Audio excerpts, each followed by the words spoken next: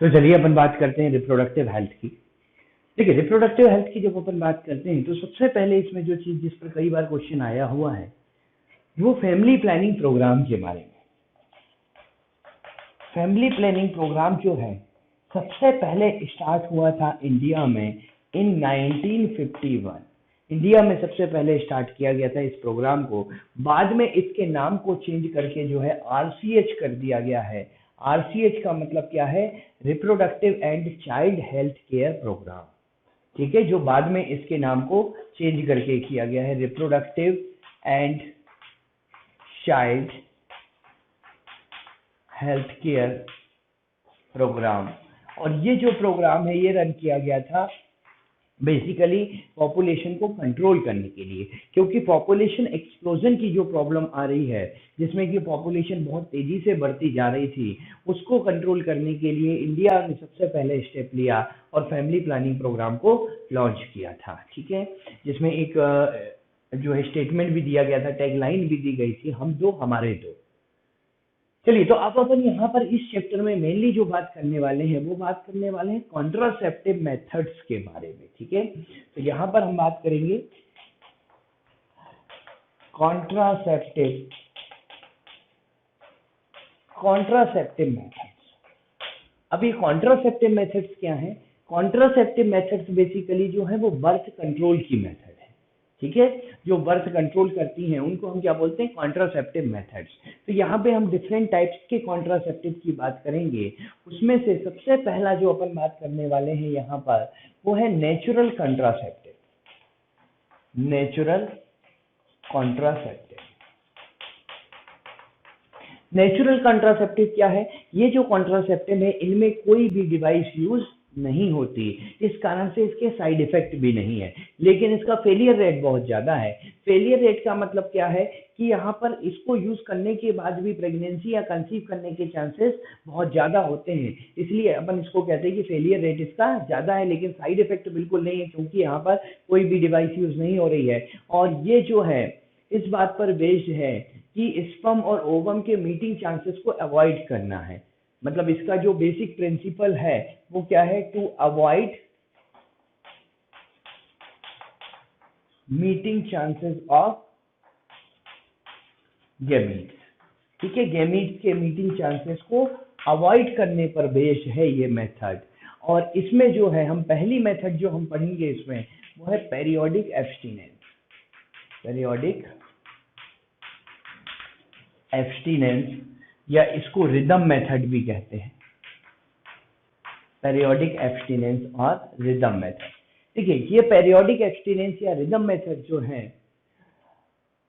ये इस बात पर बेस्ड है कि रिस्की पीरियड में सेक्सुअल इंटरकॉर्स अगर ना किया जाए तो फर्टिलाइजेशन के चांसेस मिनिमम होते हैं।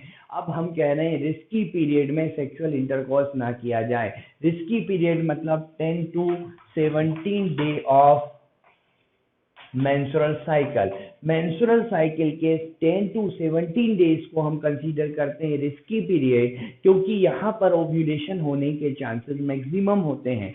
सो अगर इस पीरियड में सेक्सुअल इंटरकॉर्स ना किया जाए, कोइटस अवॉइड किया जाए, सो प्रेगनेंसी के चांसेस जो होते हैं वो मिनिमम होते हैं। इस बात पर ये मेथड बेस्ड है। ठीक है, सेकेंड हम बात करते हैं विड्रॉल मेथड।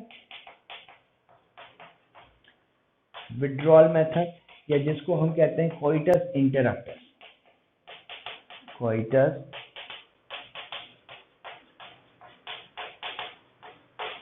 इंटरप्टस। तो विड्रॉल मेथड या कोइटस इंटरप्टस क्या है? देखिए, विड्रॉल मेथड या कोइटस इंटरप्टस है removal of penis from the female genital tract before ejaculation. मतलब अगर इजेकुलेशन होने से पहले ही जो पेनिस है उसको वेजाइना से निकाल लिया जाए तो उसमें भी प्रेगनेंसी होने के चांसेस मिनिमम होते हैं, बहुत कम होते हैं मतलब। ठीक है, उस मेथड को हम क्या बोलते हैं? विड्रॉल मेथड और लैक्टेशनल विड्रॉल मेथड और कोइटस इंटरप्टस। ठीक है, नेक्स्ट मेथड लैक्टेशनल एमेनोरिया है, उसके बारे में आगे अपन बात करते हैं। इसमें थर्ड पॉइंट है नेचुरल मेथड का। अच्छा,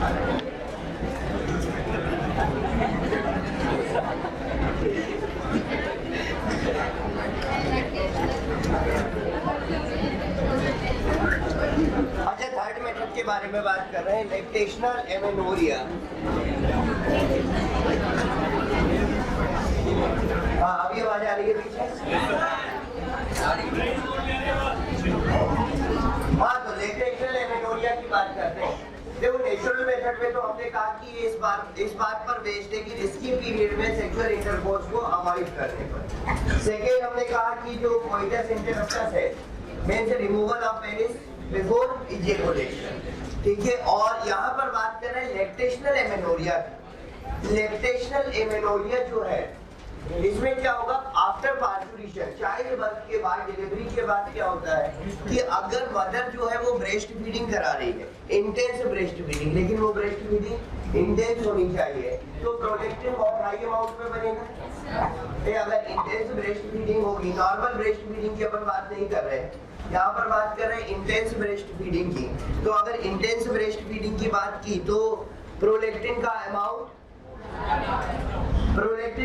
ज्यादा होगा। प्रोलेक्टिन का हायर कंसंट्रेशन एफएसएच को इनहिबिट करता है।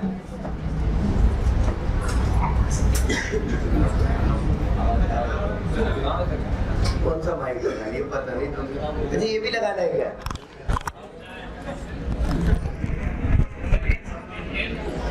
और एक दो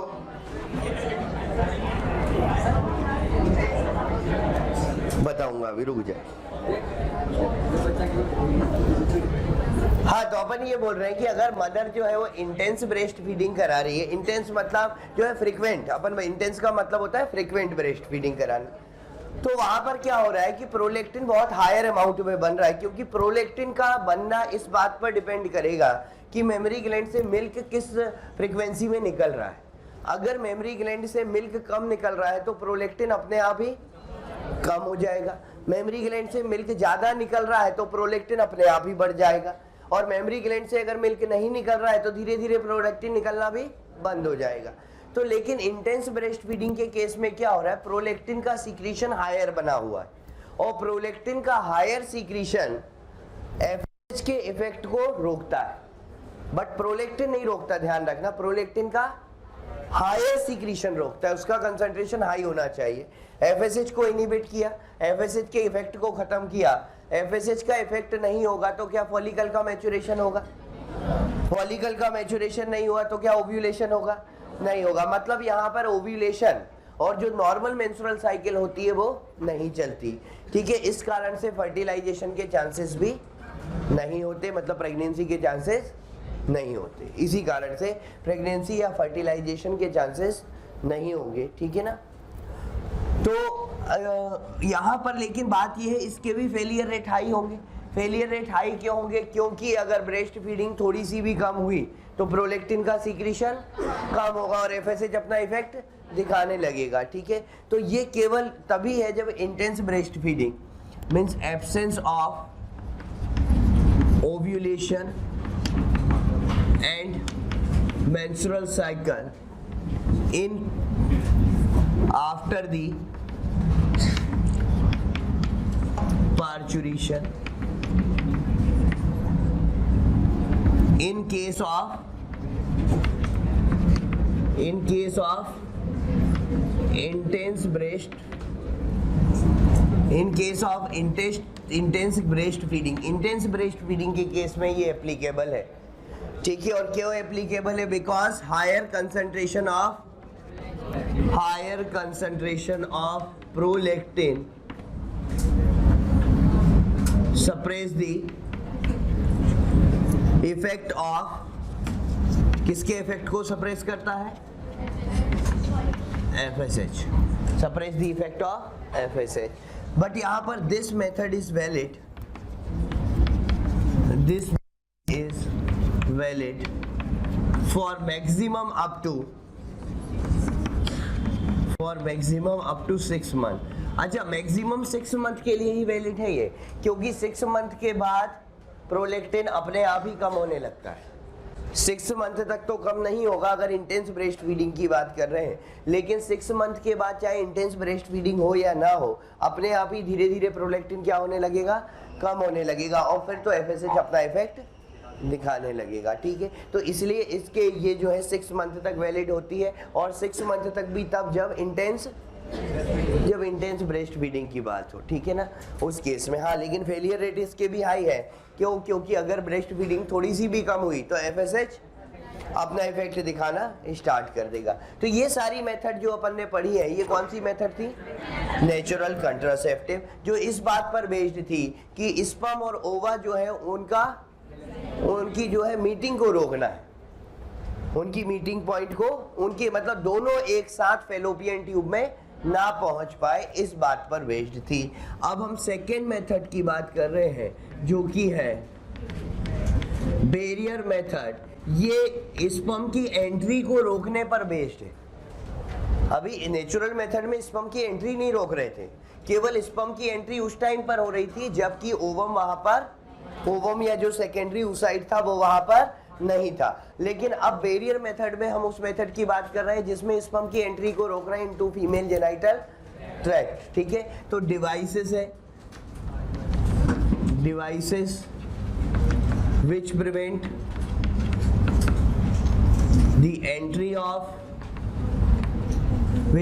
the entry of sperms in vagina and their passage into uterus।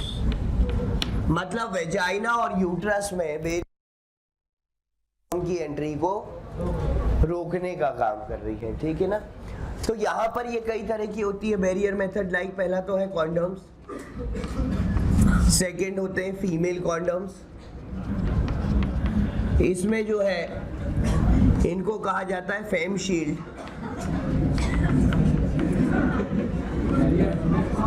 क्या हुआ? Diaphragm, vault, cervical cap. देखो ये सारी डिवाइसेस हैं जो कि बैरियर मेथड में आती हैं, ये स्पर्म की एंट्री को रोकने पर बेस्ड है। इसमें से पहली फर्स्ट मेल कॉन्डम को छोड़ के बाकी जितनी भी मेथड्स हैं जो है वो फीमेल के लिए बनाई गई है, जो कि फीमेल के एक्सटर्नल जेनाइटेलिया, वेजाइना या सर्विक्स को कवर करने के काम में आती है। ये जितनी फर्स्ट मेथड को छोड़ के, मेल कॉन्डम्स को छोड़ के जितनी भी मेथड हमने यहाँ पर लिखी है, ये सारी मेथड्स क्या होती हैं? फीमेल के लिए, फीमेल में यूज़ की जाती है, जो कि फीमेल में एक्सटर्नल जेनाइटेलिया, वेजाइना या फिर सर्विक्स को कवर करने के काम में आती है, जिससे वहाँ से स्पर्म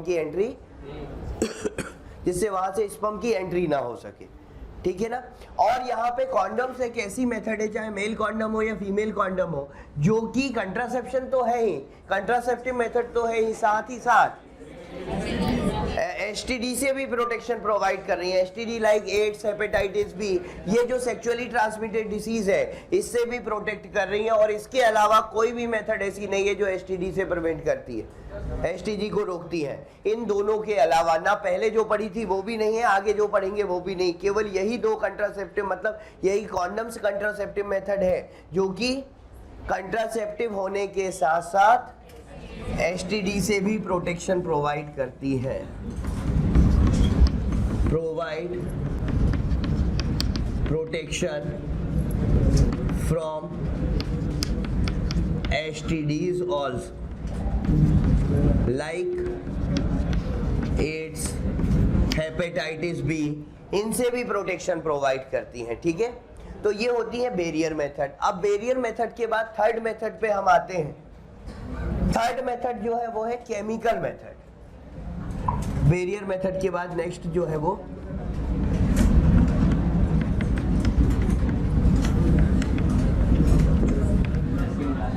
केमिकल मेथड्स की अपन बात करेंगे।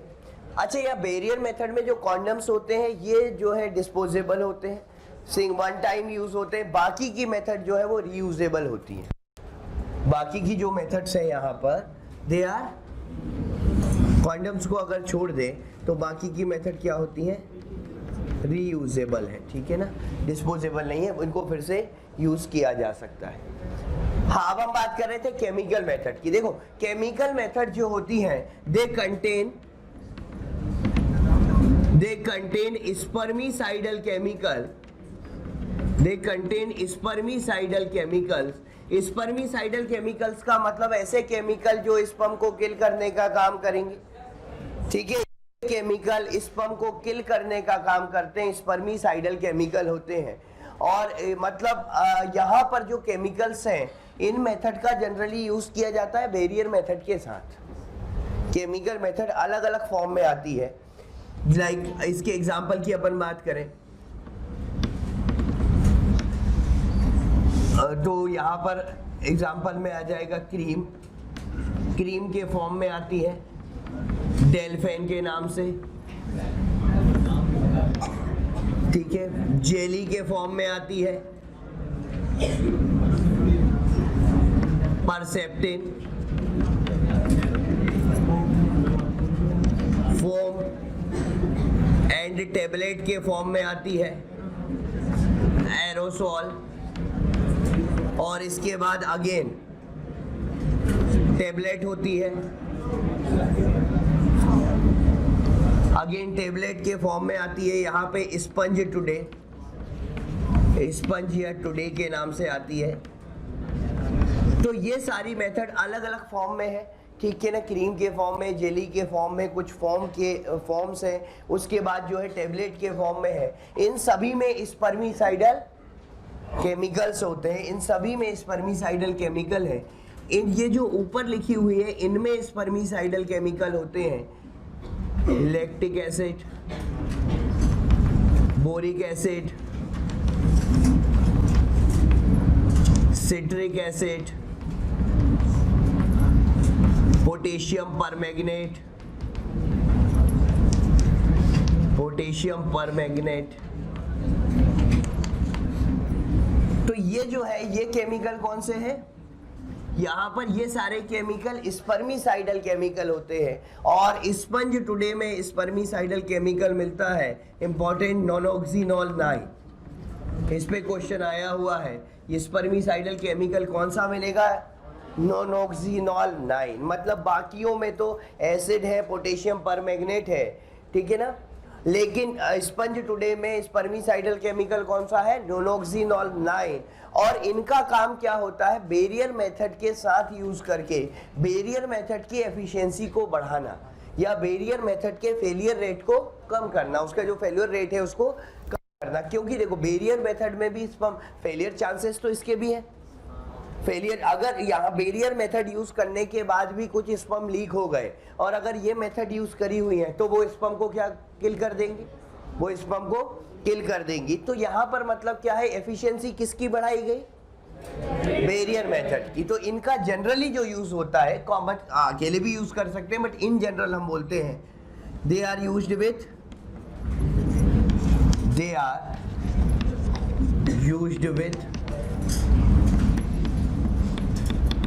Barrier method to increase efficiency of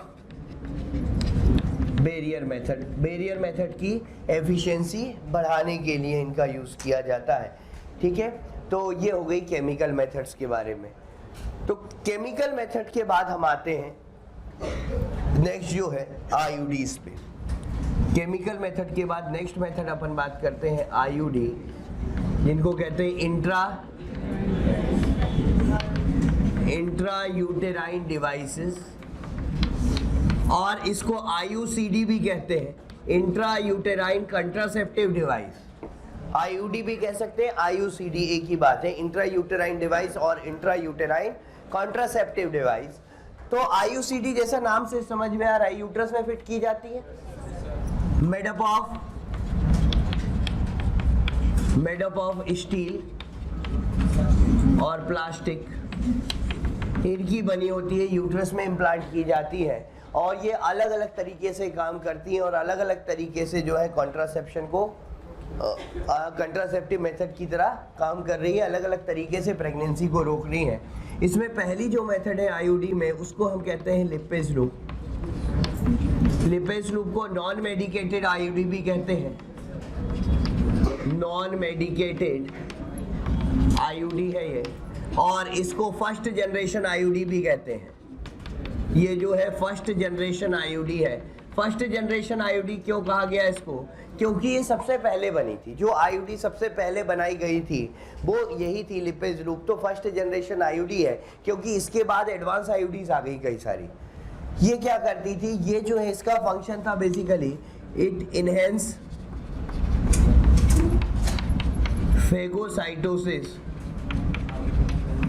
phagocytosis of sperm. ये यूट्रस में फिट करने के बाद यूट्राइन वॉल को इरिटेट करती थी। यूट्राइन वॉल में इरिटेशन के कारण उसकी फेगोसाइटोसिस, भाई वहाँ WBC ज़्यादा एक्टिवेट हो गई। WBC ज़्यादा एक्टिवेट हो गई तो अब वो किसको किल करने लगेंगी?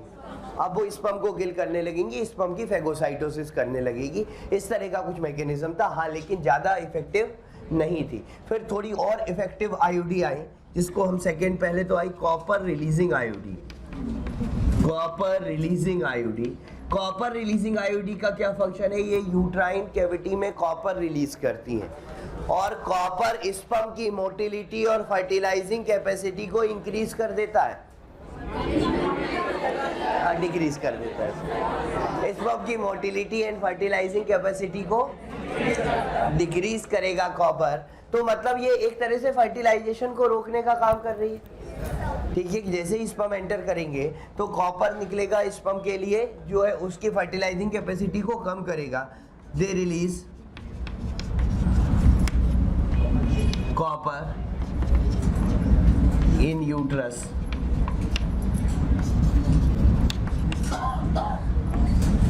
which suppress या which decrease sperm motility and fertilizing capacity. तो स्पर्म की मोटिलिटी और फर्टिलाइजिंग कैपेसिटी को कम कर देगा। तो ये असल में 3 to 5 ईयर के लिए इफेक्टिव होती है जनरली, क्योंकि धीरे धीरे इनके ऊपर कैल्शियम डिपॉजिट होते जाता है, धीरे धीरे इनके ऊपर कैल्शियम का डिपोजिशन होते जाएगा, और 3 to 5 ईयर के बाद ये कैल्सीफाइड हो जाती है और कॉपर रिलीज करना बंद कर देती है। जो जनरली तो हम बोलते हैं they are effective for 3 to 5 years. 3 to 5 years के लिए इफेक्टिव होती हैं। इनके एग्जाम्पल को अगर हम देखें तो एग्जाम्पल में copper T, copper 7, Multiload 375, copper T 380। अच्छा, कॉपर टी 380 की खास बात ये है कि ये effective for 10 years, basically 7 to 10 years. ये ज़्यादा टाइम तक, जनरली तो हम बोलते हैं कॉपर टी जो होती है वो 3 to 5 ईयर के लिए इफेक्टिव होती है, बट एक कॉपर टी 380 के नाम से आती है, ये जो है 7 to 10 ईयर्स के लिए इफेक्टिव होती है। तो इस तरीके से कॉपर रिलीजिंग आईयूडी काम कर रही है। फिर इसके बाद और एडवांस आईयूडी आ गई, हार्मोनल आईयूडीज आ गई, या इनको हम कहते हैं थर्ड जनरेशन आईयूडी। ये जो है थर्ड जनरेशन आईयूडी है। थर्ड जनरेशन आईयूडी क्यों? सबसे एडवांस आईयूडी यही है। इनके एग्जांपल पे जैसे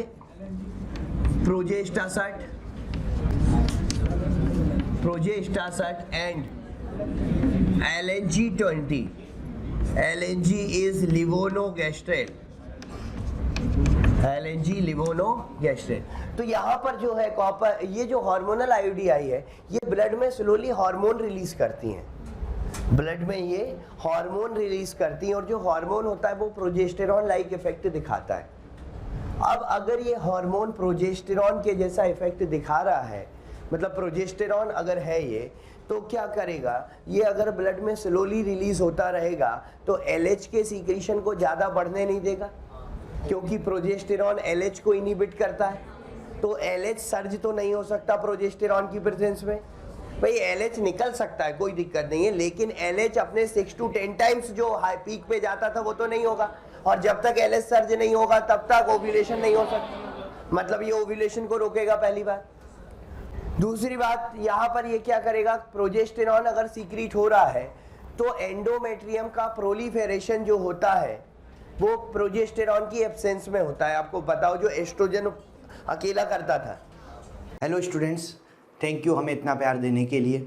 रोज़ हज़ारों स्टूडेंट्स हमारे वीडियो लेक्चर्स का फ़ायदा उठा रहे हैं। आप सभी स्टूडेंट्स से हमारी रिक्वेस्ट है कि डिस्क्रिप्शन में जो लिंक दिया गया है उस लिंक पर जाकर अपने एनरोलमेंट को सुनिश्चित करें, और साथ ही जो स्टूडेंट्स हमारे स्टडी मटेरियल और डाउट सेशन भी चाहते हैं वो उसके लिए उसी लिंक पर जाकर प्रीमियम कोर्स के लिए रजिस्टर कर सकते हैं। एस्ट्रोजन जो अकेला प्रोलिफेरेशन करता था, अब वो वाली प्रोलिफेरेशन तो नहीं हो पाएगा, तो कहीं ना कहीं एंडोमेट्रियम पूरी तरह से थिक भी नहीं हो पाएगी।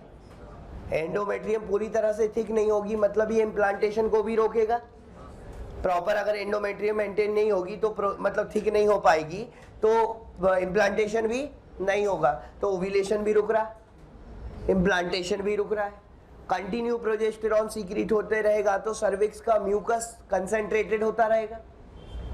भाई प्रोजेस्टेरॉन सीक्रेशन सीक्रेटरी प्रॉपर्टी बढ़ाता है ना, अपन ने वहाँ प्रेगनेंसी में भी पढ़ा था। ड्यूरिंग प्रेगनेंसी प्रोजेस्टेरॉन ज्यादा निकलता है तो सर्वाइकल म्यूकस अपना प्लग बना लेता है वहां पर। अब वैसे ही प्रोजेस्टेरॉन ज्यादा तो चलो नहीं निकल रहा, लेकिन धीरे धीरे तो कंटिन्यू बना हुआ है ना प्रोजेस्टेरॉन। पहले तो क्या होता था, कुछ फेज में बनता था, कुछ में नहीं बनता था। यहाँ पर तो एक कंसंट्रेशन, एक मिनिमम कंसंट्रेशन उसकी कंटिन्यू मेंटेन है, तो अब वो सीक्रेशन ज्यादा कंसंट्रेटेड होता जाएगा सर्विक्स का, और सर्विक्स का हायर कंसंट्रेशन ऑफ म्यूकस ये जो होता है होस्टाइल फॉर स्पर्म, मतलब स्पर्म को सपोर्ट नहीं करेगा। जहां वो नॉर्मली तो सर्विक्स का जो एनवायरनमेंट होता है वो स्पर्म को सपोर्ट करने के लिए होता है, लेकिन यहाँ पर क्या होगा, अब वो सर्विक्स को सपोर्ट नहीं करेगा। तो इस तरीके से इम्प्लांटेशन भी रोका, इस तरह से ओव्यूलेशन भी रोका, सर्विक्स को होस्टाइल बना दिया स्पर्म के लिए, और ल्यूटियल एक्टिविटी को सप्रेस कर दिया, एक तरह से ये बोल सकते हैं। क्योंकि जब LH कम निकलेगा तो कॉर्पस ल्यूटियम जो एस्ट्रोजन प्रोजेस्टेरॉन निकाल रहा था वो भी कम निकलेंगे, मतलब एस्ट्रोजन भी कम होगा। प्रोजेस्टेरॉन तो चलो मेंटेन है, एस्ट्रोजन कम होगा ना, मतलब ल्यूटियल एक्टिविटी को इसने क्या किया, सप्रेस कर दिया, तो उसका भी इफेक्ट देखने को मिलेगा हमको, क्योंकि एस्ट्रोजन की भी जरूरत होती है थिकनिंग ऑफ एंडोमेट्रियम में।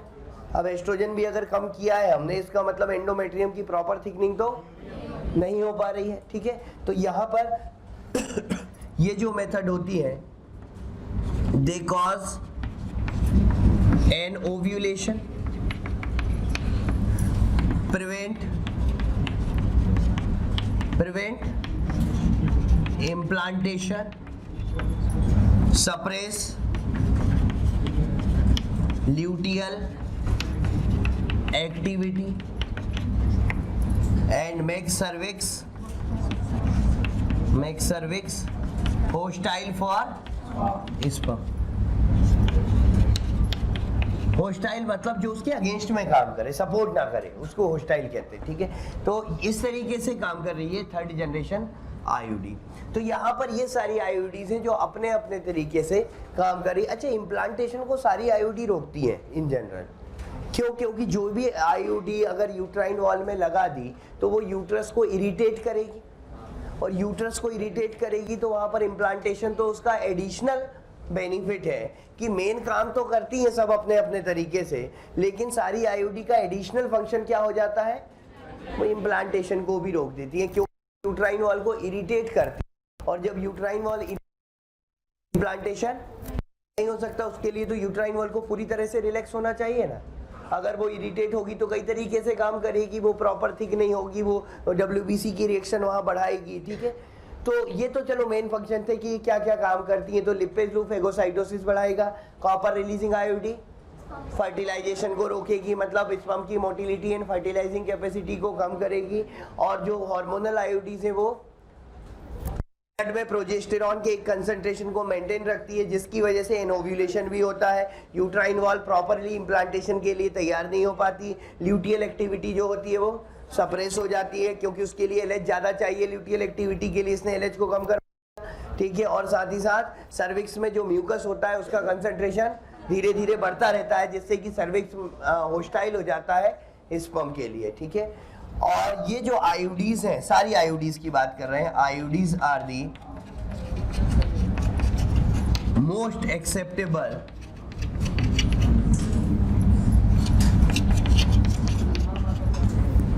contraceptives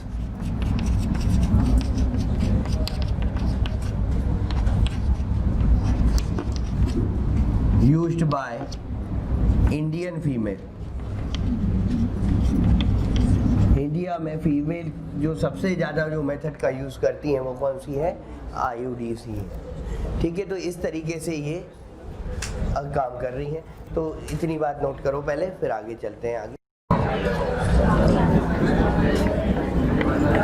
oral contraceptives,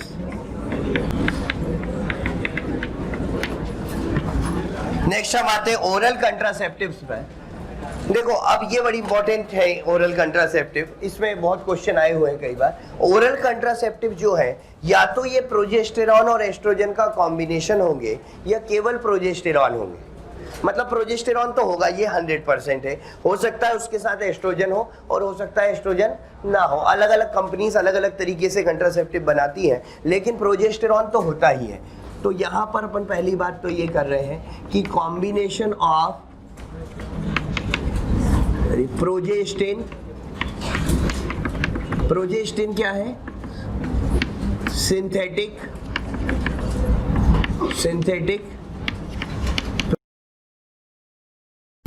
and oestrogen, और ओनली क्या होगा? प्रोजेस्टिन या प्रोजेस्टेरॉन, कुछ भी बोल सकते। ठीक है, या तो प्रोजेस्टेरॉन, इसको ध्यान से समझ लेना। हम बोल रहे हैं यहाँ पर या तो प्रोजेस्टेरॉन और एस्ट्रोजन का कॉम्बिनेशन है या केवल प्रोजेस्टेरॉन है। ठीक है, अब ये कैसे एक्ट करता है इसको अपन देखें। पहले तो लिया कैसे जाता है इसको।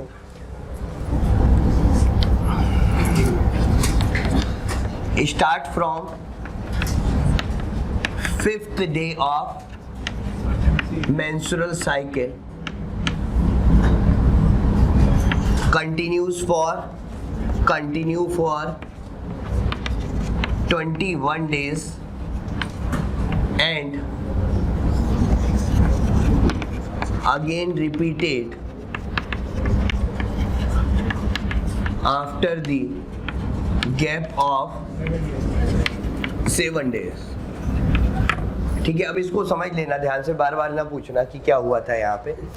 हाँ देखो, पहले तो मेंस्ट्रुअल साइकिल के 5th डे पे स्टार्ट किया और 21 डेज तक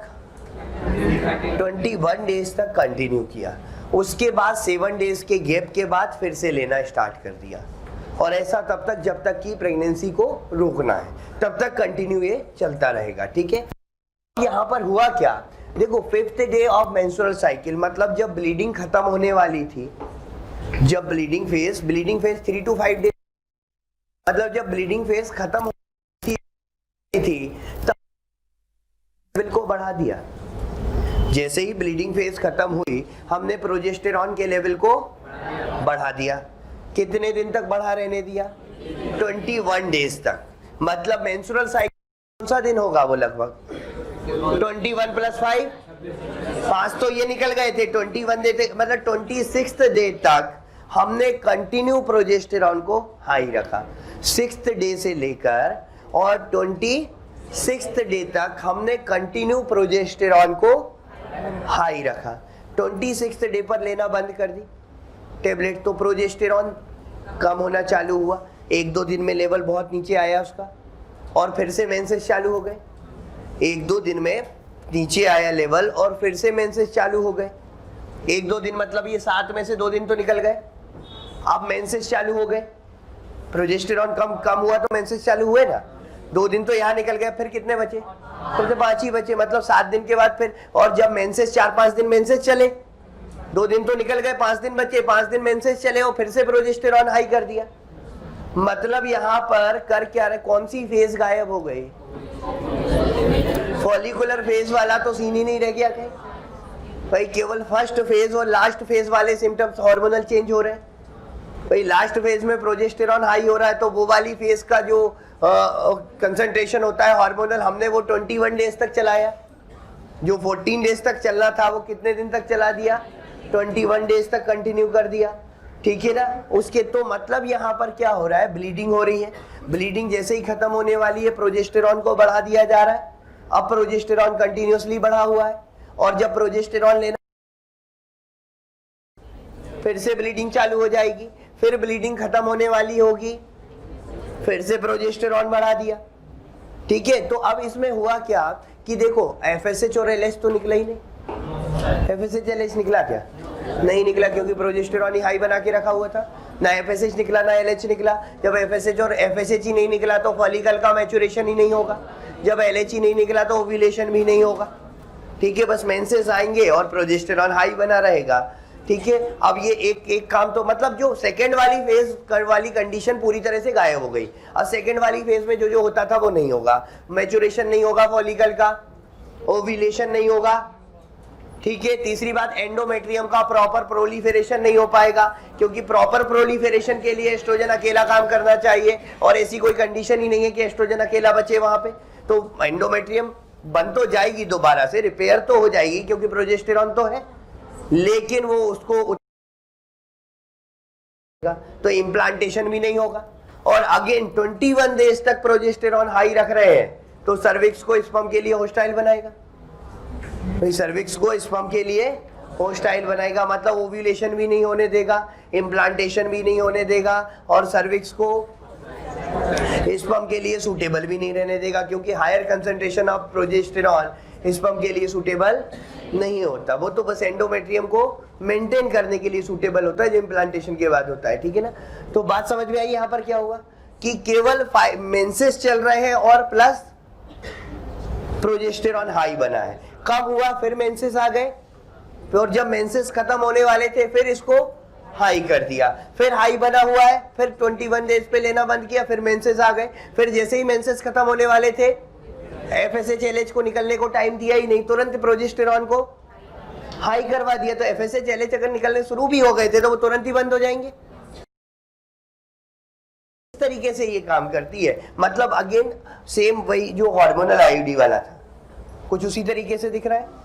तो मतलब यहां पर अपन इसके फंक्शन की बात करें तो फंक्शन में वही पहला तो क्या है, cause anovulation. Anovulation का मतलब ओव्यूलेशन ना होना है ना, ये एन अलग मत लिख लेना। कॉज एन ओव्यूलेशन, बोले आप तो बोल रहे थे ओव्यूलेशन को रोकता है, ये तो ओव्यूलेशन हो रहा है इसके कारण। Prevent implantation, make cervix hostile for sperms। अच्छा, अब अगेन हार्मोनल चेंज अगर ब्लड में किए तो बॉडी में कई सारे साइड इफेक्ट मिलेंगे देखने को। साइड इफेक्ट होते हैं, वो अपन लास्ट में पढ़ेंगे, होते हैं साइड इफेक्ट, ऐसा नहीं है साइड इफेक्ट नहीं है, लेकिन हाँ फिर भी कंट्रासेप्शन का तो अच्छा काम करती हैं ये ओरल पिल्स। अच्छा, इसमें दो तरह की हमने कहा, एक तो आती है कंबाइंड पिल्स। कंबाइंड पिल्स का मतलब जिसमें प्रोजेस्टेरॉन और एस्ट्रोजन दोनों होगा, कंबाइंड पिल्स। और कंबाइंड पिल्स के नाम से आती है माला डी, माला एन, ये सारी कंबाइंड पिल्स हैं, ठीक है। दूसरी होती है POP, आगे प्लास्टर ऑफ पेरिस नहीं है, प्रोजेस्टिन ओनली पिल्स। हाँ, नहीं तो तुम POP के चक्कर में जहाँ प्लास्टर ऑफ पेरिस लगाना हुआ ये POP दे दो, तो प्लास्टर चढ़ा दो, तो कोई मतलब नहीं। हाँ, तो POP जो है वो आती है मिनी पिल्स के नाम से आती है POP, ठीक है। प्रोजेस्टिन ओनली पिल, जिसमें कॉम्बिनेशन नहीं, केवल क्या है प्रोजेस्टेरॉन। किस तरीके से काम करती है बात समझ में आ गई। अब इसमें एक इंपॉर्टेंट पिल की अपन बात करते हैं जो इन सब से अलग है, सहेली। अरे ये वो सहेली नहीं है जो तो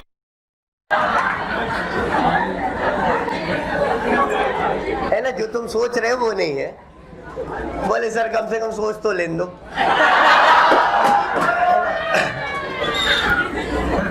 हाँ, तो सहेली जो पिल होती है, देखो पहली बात तो ये जो है नॉन स्टीरॉइडल प्रिपरेशन है, इनसे अलग है, इसलिए अपन इसकी प्रॉपर्टी को अलग से पढ़ते हैं। नॉन स्टीरॉइडल प्रिपरेशन, नॉन स्टीरॉइडल का मतलब इसमें एस्ट्रोजन और प्रोजेस्टेरॉन तो नहीं होंगे भाई। नॉन स्टीरॉइडल का मतलब ये है कि इसमें सेक्स हार्मोन नहीं है, ना तो एस्ट्रोजन है ना तो प्रोजेस्टेरॉन है, तो ये नॉन स्टीरॉइडल होती है। पहली खास बात इसकी ये है। अच्छा, स्टीरॉइड बॉडी पर ज्यादा साइड इफेक्ट दिखाते हैं, ये नॉन स्टीरॉइड है इसलिए साइड इफेक्ट नहीं दिखाएगी या कम दिखाएगी, तो नॉन स्टीरॉइडल प्रिपरेशन है। अब जब स्टीरॉइड नहीं होते, मतलब सेक्स हार्मोन नहीं होते, तो इसमें होता क्या है, इसमें they contain chemical substance centchroman, ये एक केमिकल होता है, इसमें क्या होता है, वो सेंट क्रोमेन कहते हैं उस केमिकल को। और ये केमिकल करता क्या है, एंटी एस्ट्रोजेनिक होता है, block estrogen receptors of uterus. Uterus के ऊपर जो एस्ट्रोजन रिसेप्टर थे उसको ब्लॉक कर दिया, तो अब एस्ट्रोजन यूट्रस पे काम नहीं करेगा, और एस्ट्रोजन यूट्रस पे काम नहीं करेगा तो यूट्राइन वॉल का प्रोलिफेरेशन नहीं होगा, तो इम्प्लांटेशन को रोकेगा। मतलब ये ओव्यूलेशन को नहीं रोकता है, ये किसको रोकता है, क्यों? ठीक है, क्योंकि ओव्यूलेशन से तो कोई मतलब ही नहीं रह गया एस्ट्रोजन का, केवल एस्ट्रोजन के रिसेप्टर ब्लॉक किए है ना। तो ये क्या करता है centchroman, it does not prevent ovulation को नहीं रोकेगा, इट प्रिवेंट, किसको रोक रहा है, इम्प्लांटेशन को। इट प्रिवेंट,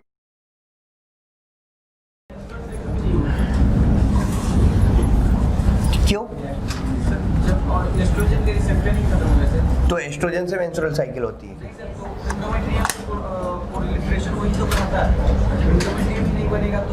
बनेगा क्यों नहीं, मतलब बिना एंडोमेट्रियम का यूट्रस रहेगा कहाँ, कौन सी दुनिया में? प्रोजेस्टेरॉन तो काम करेगा ना। हाँ, तो यहाँ पर अपन कह रहे हैं कि ये ओव्यूलेशन को नहीं रोक रहा, ये किसको रोक रहा है, इम्प्लांटेशन को। इसको वंस अ वीक पिल कहते हैं।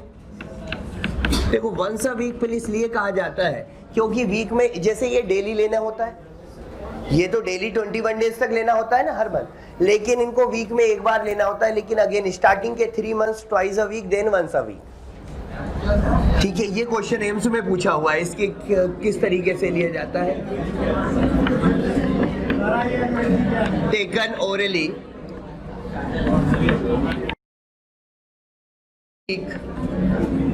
फॉर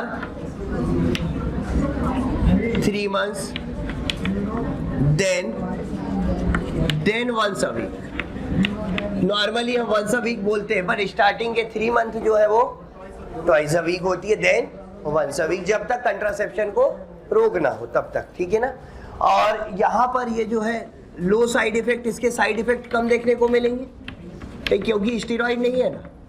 हाई कंट्रासेप्टिव वैल्यू है इसकी, हाई कंट्रासेप्टिव वैल्यू, मतलब फेलियर रेट जो है वो नॉर्मल पिल्स से भी कम है, नॉर्मल पिल्स से भी इसके फेलियर रेट कम है। और developed by CDRI Lucknow, CDRI central drug research institute Lucknow. ठीक है, तो वहां पर डेवलप की गई थी ये। तो ये है सहेली के बारे में। ठीक है, आप मतलब ये वाले, हाँ नहीं, वो तो सोच पे डिपेंड करता है, भी मान लो। हाँ, तो अब अच्छा, इसके बाद पिल्स के फॉर्म में ही एक होती है इमरजेंसी कंट्रासेप्टिव, वो और बताते हैं इमरजेंसी कंट्रासेप्टिव क्या है और वो कैसे काम करती है।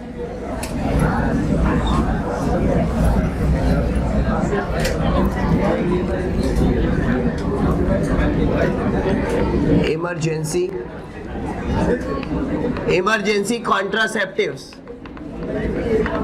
देखो अगेन इमरजेंसी कॉन्ट्रासेप्टिव्स में भी प्रोजेस्टेरॉन होता है, लेकिन काम का तरीका अलग। अब देखो प्रोजेस्टेरॉन तो ओरल पिल्स में भी था, लेकिन ओरल पिल्स ये कब यूज करते हैं, जब फर्टिलाइजेशन से पहले ही लेना चालू कर देते हैं। और इमरजेंसी कंट्रासेप्टिव कब काम करती है, जब ये पॉसिबिलिटी होती है कि फर्टिलाइजेशन हो चुका है, अब जो है इम्प्लांटेशन को रोकना है। भाई ओरल पिल्स तो नॉर्मल पिल्स है जो रेगुलर बेसिस पे ले रहे हैं, इसलिए कि फर्टिलाइजेशन ना हो, इम्प्लांटेशन ना हो। लेकिन इमरजेंसी कंट्रासेप्टिव को इमरजेंसी कंट्रासेप्टिव बोला ही इसलिए गया जब ये पॉसिबिलिटी हो कि फर्टिलाइजेशन हो चुका है, लेकिन अब प्रेगनेंसी कंटिन्यू, मतलब प्रेगनेंसी नहीं होनी चाहिए। कंटिन्यू तो कभी तो प्रेगनेंसी बोलेंगे ही नहीं, जब तक इम्प्लांटेशन नहीं होगा तब तक हम प्रेगनेंसी टर्म नहीं देते। प्रेगनेंसी नहीं होनी चाहिए, लेकिन पॉसिबिलिटी है कि फर्टिलाइजेशन हो गया होगा। अब क्या करें, इनको देखो 3 डेज के अंदर लेना होता तो क्या है प्रोजेस्टेरॉन, लेकिन प्रोजेस्टेरॉन का हायर लेवल होता है। इनमें तो बहुत लो कंसेंट्रेशन बनवा के रखा जाता है, ठीक है, मतलब उसके कंपैरेटिवली लो बनवा के रखा जाता है, धीरे धीरे ब्लड में बढ़ाया जाता है। इसमें हाई कंसेंट्रेशन होता है प्रोजेस्टेरॉन का। तो होता क्या है, जब सेक्सुअल इंटरकोर्स हुआ, अगर पॉसिबिलिटी है कि फर्टिलाइजेशन हो सकता है, तो उस केस में क्या करेंगे, उसके 72 आवर्स के अंदर ही ओरल कंट्रासेप्टिव ले लिए, 72 आवर्स के अंदर ओरल कंट्रासेप्टिव ली। और ओरल कंट्रासेप्टिव में प्रोजेस्टेरॉन था, तो प्रोजेस्टेरॉन का लेवल हाई आ गया और हाई लाके छोड़ दिया, उसको कंटिन्यू हाई बना के नहीं रखा, केवल क्या किया, उसको हाई बना के वहीं पे छोड़ दिया। अब हाई बना के छोड़ दिया तो तुरंत क्या होगा, जैसे ही हाई बना के छोड़ा तुरंत LH को नेगेटिव गया। अगर कॉर्पस ल्यूटियम वहां डेवलप होना भी स्टार्ट हुआ होगा तुरंत ही खत्म हो जाएगा। क्यों, क्योंकि कॉर्पस ल्यूटियम से तो प्रोजेस्टेरॉन निकलता 9-10 दिन तक, उसके बाद इतना हाई होता कि वो LH को नेगेटिव दे, और फर्टिलाइजेशन हो जाता तो वो भी नेगेटिव देता, तब भी कुछ नहीं होता। लेकिन यहाँ पर क्या हुआ, 3 दिन के अंदर ही टेबलेट ले ली और प्रोजेस्टेरॉन को हाई बना दिया, मतलब तुरंत ही कॉर्पस ल्यूटियम अगर बन रहा होगा तो डीजेनरेट हो गया, और डीजेनरेट हो गया तो तुरंत मेंसेस चालू हो जाएंगे, 1 से 2 दिन में ही मेंसेस चालू हो जाएंगे। जो मेंसेस 14 डेज के बाद होने वाले थे या फर्टिलाइजेशन हो गया तो नहीं होने वाले थे, वो तुरंत ही चालू हो जाएंगे। और इम्प्लांटेशन तो तब तक हो ही नहीं पाएगा, क्योंकि इम्प्लांटेशन तो 7th डे आफ्टर फर्टिलाइजेशन होता है, और हमने इसके कंसेंट्रेशन को 3 दिन के अंदर ही बढ़ा दिया, तो 1 या 2 दिन में, मतलब 4 या 5 दिन के अंदर मेंसेस स्टार्ट हो गए।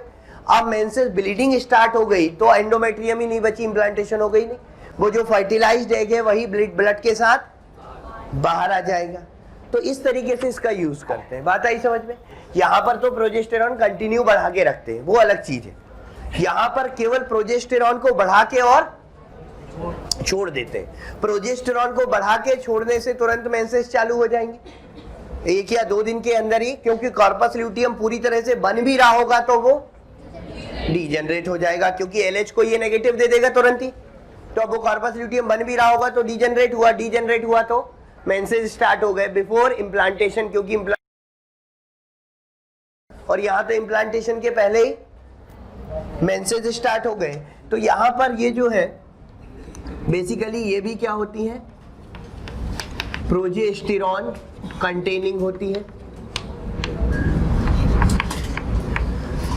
इमरजेंसी कंट्रासेप्टिव पिल्स को कहा जाता है, इनके पिल्स के फॉर्म में जो आती है उनको कहते हैं morning after pills.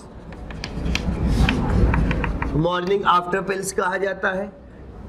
Taken orally with in 72 hours,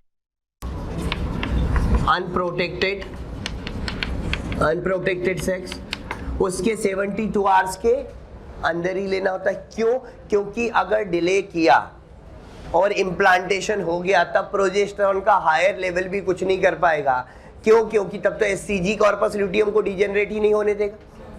तो जो करना है वो इम्प्लांटेशन के पहले करना पड़ेगा, क्योंकि एक बार इम्प्लांटेशन चालू हो गया 7 दिन के बाद तो फिर तो कोरियोनिक विलाई से SCG निकल, और अब प्रोजेस्टेरॉन कितना भी बढ़ा दो कॉर्पस ल्यूटियम डीजेनरेट नहीं होगा। क्यों नहीं होगा? क्योंकि SCG उसको मेंटेन कर देगा। तो जब तक LH को कम करके हम काम करवा सकते हैं तब तक ही करवा सकते हैं यहाँ पर, ठीक है। तो यहाँ पर taken orally with in 72 hours of unprotected sex, example के लिए आई पिल के नाम से आती है इसमें, अनवांटेड 72, अनवांटेड 72 के नाम से आती है। और इमरजेंसी कंट्रासेप्शन का एक तरीका और होता है, implant of insertion of IUDs within 5 days of unprotected sex. अगर क्योंकि अगेन आईयूडी लगवा दी 5 दिन के अंदर, तो 5 दिन के अंदर लगा दी तो वो यूट्राइन वॉल को इरिटेट करना चालू कर देंगी। 1 या 2 दिन में इतना काम चालू। प्यारे बच्चों, रोज़ हमें कमेंट में बहुत रिक्वेस्ट आ रही है कि इस टॉपिक का लेक्चर बना दीजिए, इस टॉपिक को समझा दीजिए। तो हम आप सभी बच्चों से रिक्वेस्ट करना चाहते हैं कि आप जो है हमारे यूट्यूब चैनल को सब्सक्राइब कीजिए और साथ ही साथ बेल आइकॉन को हिट करना ना भूलें, जिससे कि आपसे कोई नोटिफिकेशन मिस ना हो। ये सब हम आपसे इसलिए कह रहे हैं क्योंकि ज़्यादातर बच्चों ने जिन लेक्चर्स की रिक्वेस्ट की हुई है, जिन लेक्चर्स की डिमांड की हुई है, वो ऑलरेडी हमने यूट्यूब चैनल पर डाल दिए हैं, तो आप उस चैनल पर जाकर उसे देख सकते हैं। चालू कर देंगी, सफिशिएंट इरिटेशन चालू हो जाएगा 2 दिन में। तो यूट्राइन वॉल इरिटेट होगी तो इम्प्लांटेशन नहीं होगा। कोई सी भी आईयूडी लगाओ, यूट्राइन वॉल को सारी इरिटेट करती है। तो अगर इरिटेशन चालू हो गया तो इम्प्लांटेशन नहीं हो पाएगा, क्योंकि जब इरिटेशन चालू होगा ना तो यूट्राइन वॉल कोशिश करेगी डिजेनरेट होने की। यूट्राइन वॉल की फेगोसाइटोसिस बढ़ेगी, वो कोशिश करेगी डिजेनरेट होने की। तो इस कारण से जो है वहां पर आईयूडी का इम्प्लांटेशन अगर इंसर्शन कर दिया जाए, insertion of IUD within 5 days of possible fertilisation या unprotected sex is also acts as emergency contraception। बात आ गई समझ में यहाँ पे? तो ये सारी चीजें पिल्स से ही रिलेटेड है, बस देने का तरीका इनका अलग अलग है। चाहे ओरल पिल्स हो, ओरल पिल्स में नॉर्मल हो या फिर सहेली हो, ठीक है ना। तो ये हो गया। उसके बाद अब हमने बात करी इमरजेंसी कंट्रासेप्टिव पिल्स की। तो देने का तरीका अलग अलग है, हार्मोन को बढ़ाना कैसे इस बात पे डिपेंड करता है वो, ठीक है। लेकिन सभी में जनरली प्रोजेस्टेरॉन ही है, सहेली को छोड़कर बाकी सभी में क्या है, प्रोजेस्टेरॉन है। और वही अलग अलग तरीके से हम काम करवा रहे हैं उसी प्रोजेस्टेरॉन से, ठीक है। तो ये थी ओरल पिल्स के बारे में और इमरजेंसी कंट्रासेप्टिव। ओरल कंट्रासेप्टिव बताई थी। चलो, तो अपन ने ओरल कंट्रासेप्टिव के बारे में पढ़ लिया था, उसमें हमने सहेली भी पढ़ी और साथ ही साथ इमरजेंसी कंट्रासेप्शन के बारे में पढ़ा। अब अपन बात करते हैं यहाँ पर नेक्स्ट पॉइंट इम्प्लांट्स के बारे में। कौन सा नंबर है, कौन सा number?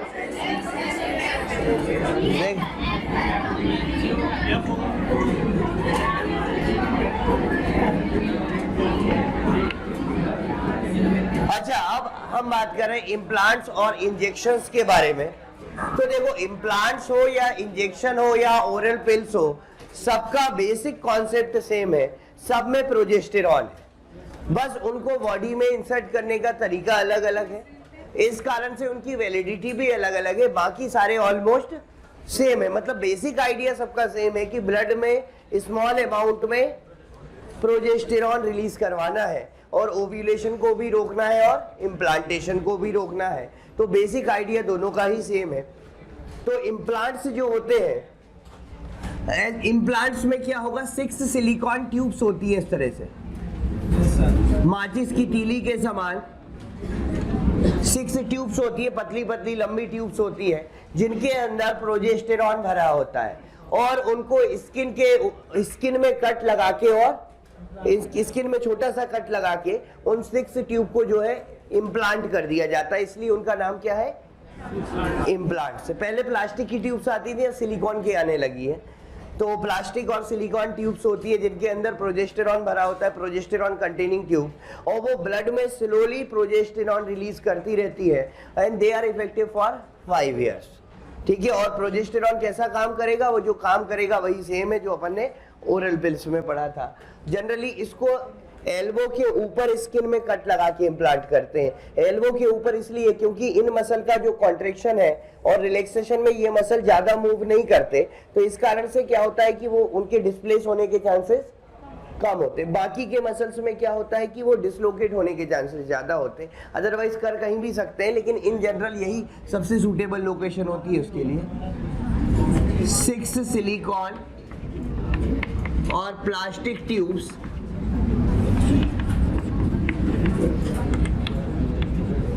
Inserted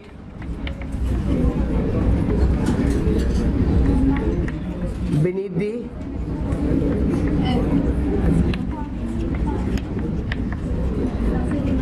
skin of upper arm above the, बातें नहीं करो, above the elbow। इसका एग्जाम्पल है, इसका एक एग्जाम्पल है नॉर प्लांट के नाम से आती है ये, नॉर प्लांट, और ये जो होती है इफेक्टिव फॉर 5 इयर्स, इसका इफेक्ट 5 इयर्स तक रहता है,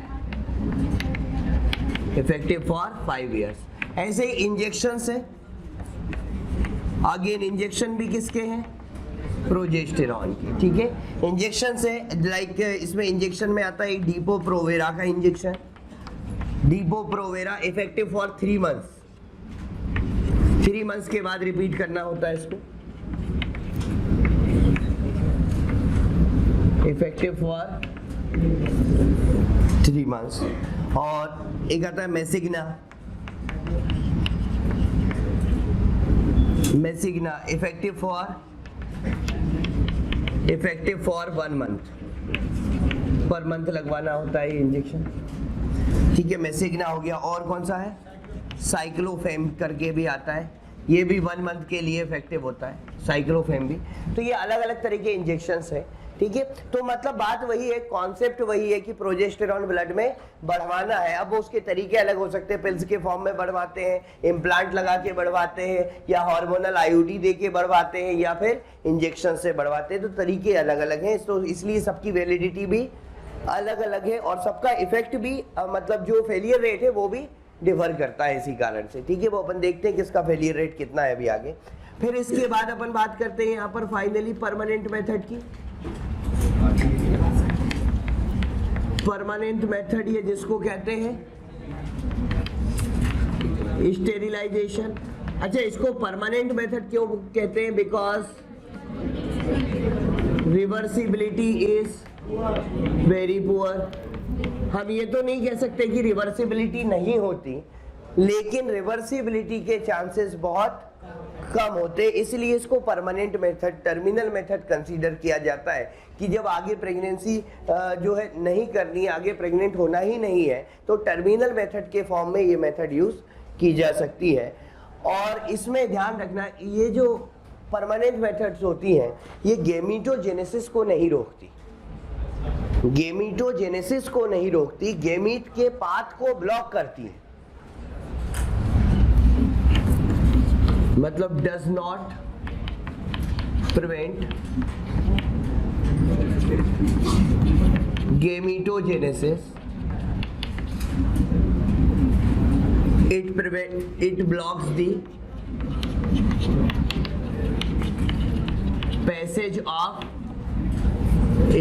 the passage of gamete। ये गैमीट के पैसेज को ब्लॉक करेंगी। जैसे अपन बात करते हैं मेल में कौन सी होगी, मेल में अगर आप देखिए, मेल में होती है वेसेक्टोमी। वेसेक्टोमी में 2 तरह की होती है, एक तो होती है कन्वेंशनल और दूसरी होती है नो स्कैल्पल वेसेक्टोमी। देखो, वेसेक्टोमी में वास्ट डिफरेंस को कट करेंगे, सीधी बात है, वेसेक्टोमी वास्ट डिफरेंस से रिलेटेड है। अब यहाँ पर जैसे कि ये हो गया स्क्रोटम, यहाँ पर हो गए टेस्टिस, यहाँ से निकला एपिडिडाइमिस, एपिडिडाइमिस से वास्ट डिफरेंस कहाँ चली गई, एब्डोमिनल कैविटी में। तो एब्डोमिनल कैविटी में तो इंसीजन नहीं कर सकते, इसमें कहाँ पर कट करते हैं, स्क्रोटम में कट करते हैं, जो इजी प्रोसीजर होता है। वास्ट डिफरेंस को स्क्रोटम में कट लगाकर वास्ट डिफरेंस को बाहर निकाला जाता है, स्क्रोटम में कट लगा के वास्ट डिफरेंस को बाहर निकालते हैं और बाहर निकालने के बाद इसको बांध दिया जाता है और बीच में गैप रखा जाता है 1 to 4 सेंटीमीटर का, जिससे कि ये दोबारा से लाइगेट ना हो जाए। ये तो नॉर्मल किस में किया जाता है, कन्वेंशनल। एक्चुअली दोनों ही एक है, बस इसमें बस अंतर इतना है, इसमें स्कैल्पल का यूज करते हैं, उसमें फोर्सेप का यूज करते हैं। दोनों ही मेडिकल इंस्ट्रूमेंट होते हैं, आप आगे जाओगे तो देखोगे। स्कैल्पल जो होता है थोड़ा सा ब्लंट होता है, इस कारण से उससे जो कट लगता है स्क्रोटम में वो थोड़ा लार्ज कट लगता है। और जो इसमें स्कैल्पल का यूज नहीं करते, इसमें फोर्सेप का यूज करते हैं। फोर्सेप जो होता है वो शार्प एंड का होता है, इसलिए उसमें जो कट लगता है वो बहुत छोटे से पार्ट में कट लगता है। बाकी दोनों में करना सेम होता है, वास्ट डिफरेंस को निकालना होता है, निकाल के उनको काट के और बांधना होता है और दोनों के बीच में गैप रखा जाता है। जो कटे हुए पार्ट है उनके बीच में 1 to 4 सेंटीमीटर का गैप रखा जाता है। तो मतलब गेमीटोजेनेसिस तो होगी, लेकिन गेमीट का पैसेज ब्लॉक हो गया। अब मतलब ये जो स्पर्म है वो सीमेन के साथ नहीं आएंगे, लेकिन तुरंत डिसअपेयर नहीं होंगे, ग्रेजुअली होंगे। क्यों? क्योंकि अभी इसके आगे वाले स्टोर वाले तो निकलेंगे, ठीक है, फिर वो स्टोर वाले भी खत्म हो गए, तब जाकर अब कोई नया स्पर्म वहां पर नहीं आएगा। तो अगर ये क्वेश्चन होता है कि ग्रेजुअली डिसअपियर होंगे या इमीडिएटली डिसअपियर होंगे वेसेक्टोमी के, तो ग्रेजुअली होंगे, इमीडिएटली नहीं हो सकते, ठीक है, क्योंकि वास्ट डिफरेंस में भी तो स्टोर होते हैं। स्पर्म एपिडिडाइमिस में तो होते ही है, साथ ही साथ वास्ट डिफरेंस में भी होते हैं। तो conventional with the help of scalpel, with the help of scalpel, incision of 1 centimeter is made on scrotum,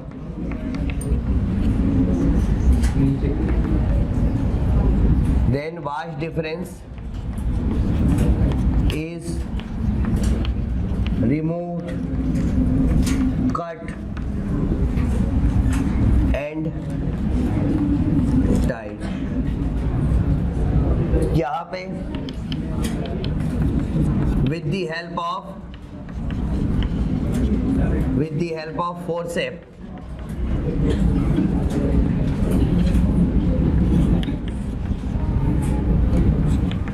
scrotum is punctured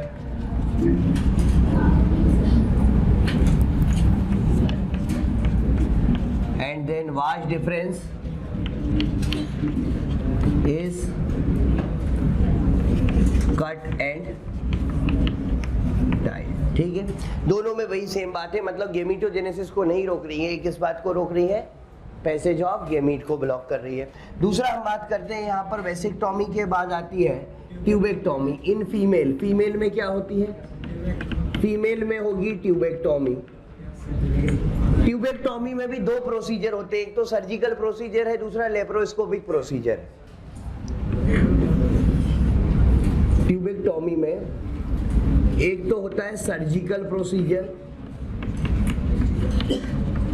और दूसरा होता है लेप्रोस्कोपिक प्रोसीजर। देखो सर्जिकल प्रोसीजर में तो एब्डोमेन में कट लगाएंगे, एब्डोमेन में कट लगा के फैलोपियन ट्यूब को निकाल के उसको टाइट कर देंगे, ठीक है ना। अगर सर्जिकल प्रोसीजर की अपन बात करें तो यहाँ पर लाइक ये फैलोपियन ट्यूब हो गई,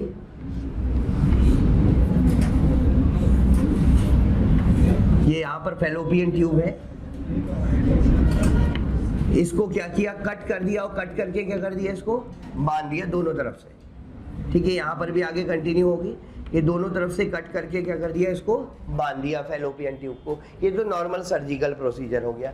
लेप्रोस्कोपी में क्या करते हैं, लेप्रोस्कोपी में कट करने की जरूरत नहीं पड़ती, छोटा सा इंसिजन करते हैं, छोटा सा छेद करते हैं, उससे जो है इंस्ट्रूमेंट डालते हैं और उसके बाद इसको काटते नहीं है, वहां पर इसको काटते नहीं है, वहां पर क्या करते हैं, इसको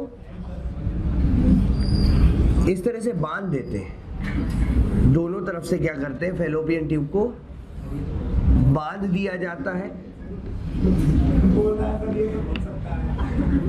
और बांधने के बाद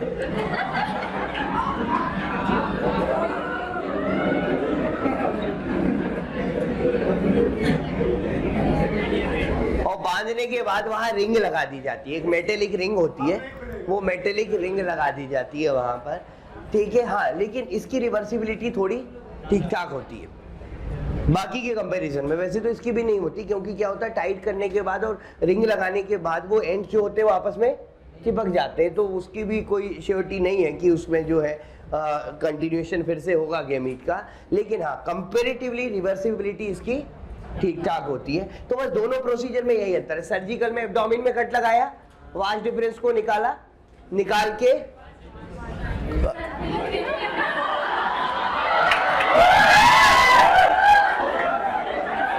वेलोपियन ट्यूब को निकाला और वेलोपियन ट्यूब को निकाल के काट के बांध दिया। और लेप्रोस्कोपिक प्रोसीजर में फेलोपियन ट्यूब को बाहर नहीं निकाला, इसमें क्या किया, लेप्रोस्कोपिक प्रोसीजर है, एक छोटा सा इंसिजन किया, होल किया, उसके अंदर ही जो है वहां पर उसको टाइट कर दिया और एक रिंग लगा दी जाती है, मेटेलिक रिंग जिसको कहते हैं, ठीक है। तो यहाँ पर सर्जिकल प्रोसीजर में इंसिजन इन एब्डोमेन या एब्डोमिनल वॉल, अभी भी वाइड डिफरेंस ही लिख रहा हूँ। Fallopian tube is cut, removed, cut and tight. Laparoscopic procedure में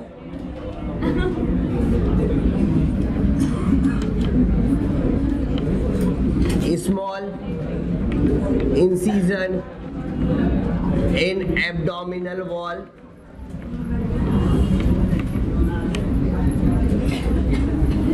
fallopian tube is tight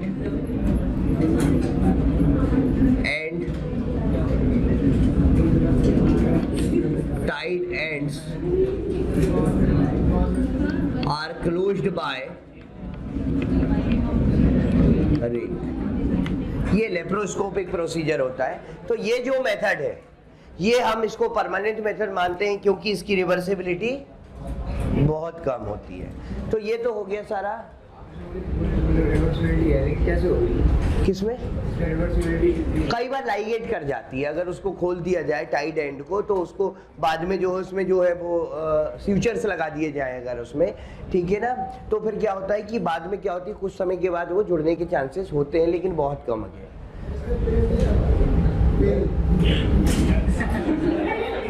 pen की अरे कौन से प्रोसीजर में? हाँ, एक मिनट बस, हो गया मत बताओ, पता है, सबको पता है कि तुम क्या हो। हाँ,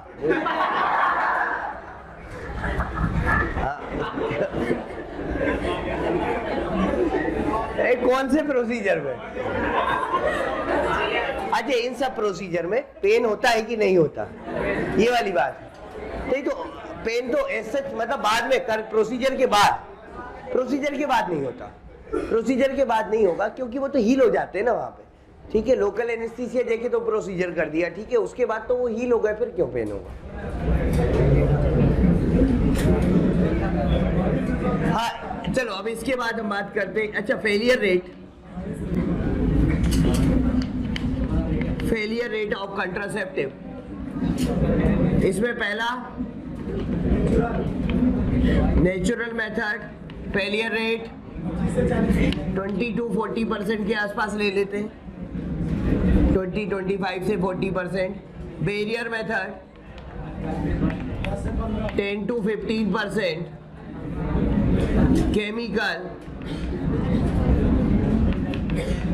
केमिकल कंट्रासेप्शन 20% के आसपास। IUDs 4%। Oral pills 2 to 2.5%। implants and injections 1%। तो ये सभी मेथड के फेलियर रेट है। हमने जैसे पहले कहा था, मेथड के फेलियर रेट्स होते हैं, ठीक है, किसी के कम है तो किसी के ज्यादा है। अच्छा, अब इनमें साइड इफेक्ट पढ़े थे क्या? Side effect of mainly oral contraceptive, क्योंकि यहाँ पर मेनली किसके साइड इफेक्ट देखने को मिलते हैं? ओरल के ज्यादा देखने को मिलते हैं। सबसे ज्यादा साइड इफेक्ट ओरल या जो भी जिसमें हार्मोनल चेंज कर रहे हैं, ठीक है ना, क्या बोल सकते हैं, कंट्रासेप्टिव के ही ले लो। इसमें जनरली कौन से कंट्रासेप्टिव की बात कर रहे हैं हम? ओरल कंट्रासेप्टिव है, जिसमें भी हार्मोनल चेंज कर रहे हैं, चाहे वो इम्प्लांट्स हो चाहे वो इंजेक्शंस हो। इनके साइड इफेक्ट क्या क्या देखने को मिल सकते हैं? तो इनके साइड इफेक्ट में excessive bleeding during menstrual cycle, फिर इसके बाद irregular menstrual cycle,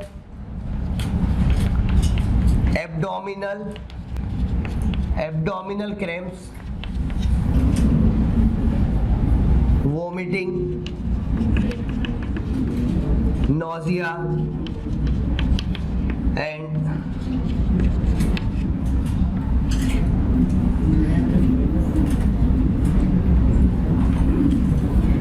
some scientists link it with breast cancer. ये आखिरी वाली लाइन पे क्वेश्चन आया हुआ है, ध्यान रखना। ब्रेस्ट कैंसर का डायरेक्टली कोई रिलेशन इससे नहीं है, जनरली अपन ओरल लिख लेते हैं, और इनका ब्रेस्ट कैंसर से कोई रिलेशन डायरेक्टली तो नहीं है। लेकिन कुछ साइंटिस्ट ऐसा मानते हैं, रिसर्च में देखा गया है कि जो फीमेल ओरल कंट्रासेप्टिव ज्यादा यूज करती है उनमें ब्रेस्ट कैंसर ज्यादा होता है। मैक्सिमम ब्रेस्ट कैंसर के केसेस उन्हीं में मिले हैं जो कि ओरल कंट्रासेप्टिव जिन्होंने यूज किया है। तो अभी कैसे करती हैं, क्यों करती हैं, इसका कोई भी रीजन नहीं है। लेकिन on the basis of research ये बात कुछ लोग मान रहे हैं अभी कि ब्रेस्ट कैंसर भी इस ओरल कंट्रासेप्टिव का एक साइड इफेक्ट होता है। इसलिए पूरी लाइन वो कंप्लीट यही लिखी और यही लाइन लिखी हुई क्वेश्चन आया था, ठीक है ना, कि some scientist link it with breast cancer. मतलब कौन सी चीजें जो ये मानी जाती है कि इससे होती है, पर वो एग्जैक्टली उसका रीजन अभी तक नोन नहीं है। वो कौन सी डिसीज है? वो ब्रेस्ट कैंसर है, ठीक है।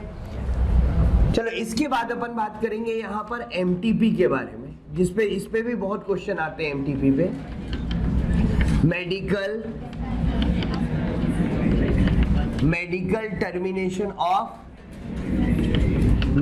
Termination of pregnancy.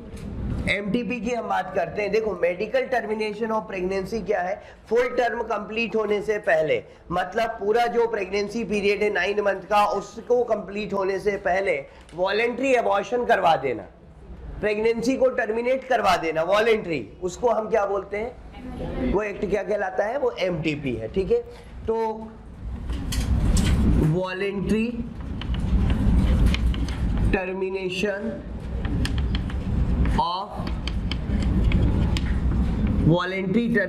Of pregnancy before the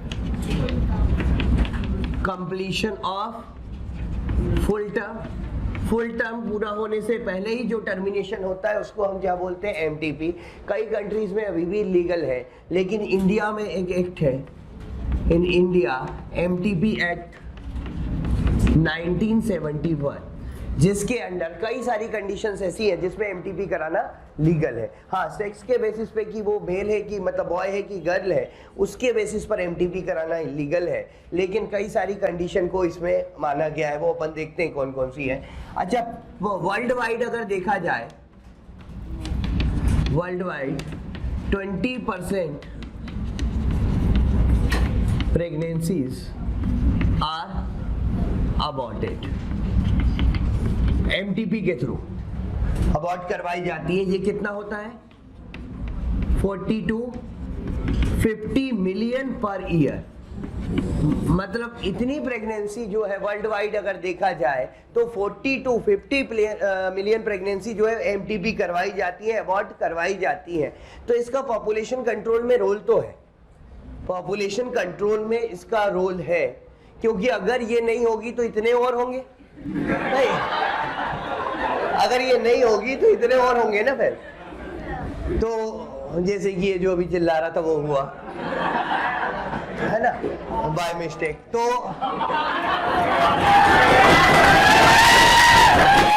हाँ, तो यहाँ पर ये जो पॉपुलेशन कंट्रोल में इसका रोल होता है, लेकिन ये पॉपुलेशन कंट्रोल करने की कोई मेथड नहीं है। ये पॉपुलेशन करने के एम से नहीं बनाई गई है कि पॉपुलेशन कंट्रोल करना, इसलिए एमटीपी इसके दूसरे रीजन से करवाई जाती है, लेकिन हाँ पॉपुलेशन कंट्रोल में इसका रोल होता है। तो ये बड़ी इंपॉर्टेंट लाइन है यार, it plays significant role in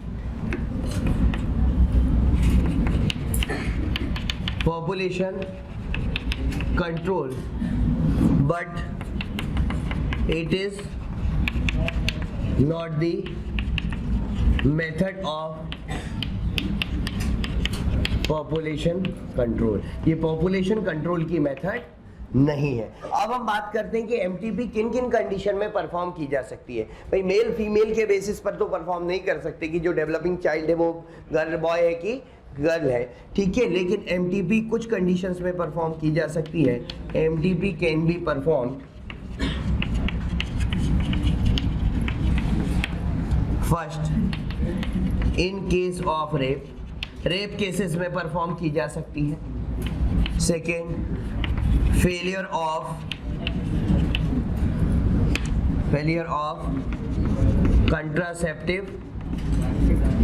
contraceptive method. और अगर आपको हमारे वीडियो लेक्चर पसंद आए तो उन्हें लाइक और शेयर ज़रूर कीजिए, जिससे और भी ज़रूरतमंद बच्चों तक ये लेक्चर्स पहुंच सकें।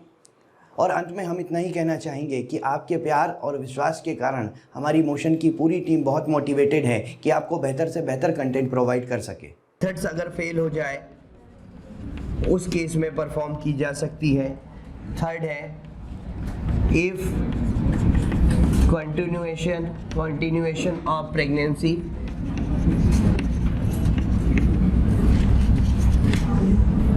is dangerous or risky to mother और fetus। किसी के लिए भी अगर लाइफ थ्रेटनिंग है, रिस्की है, तो उस कंडीशन में भी एमटीपी परफॉर्म की जा सकती है। और in case of defect in child में अगर कोई डिफेक्ट दिख रहा है, मतलब वही ग्रोइंग एम्ब्रियो में, तो उस केस में भी एमटीपी परफॉर्म की जा सकती है। तो इन सारे केसेस में, मतलब सारे केसेस में की जा सकती है, एक तरह से बोल सकते हैं। बस हाँ उसका कोई वैलिड रीजन होना चाहिए, लेकिन हाँ सेक्स के बेसिस पे परफॉर्म नहीं कर सकते, ठीक है। तो ये एमटीपी के कुछ कंडीशंस हैं जो कि एमटीपी एक्ट 1971 में बताई गई है। किसके घर? तो मैं तो रहूंगा ही नहीं।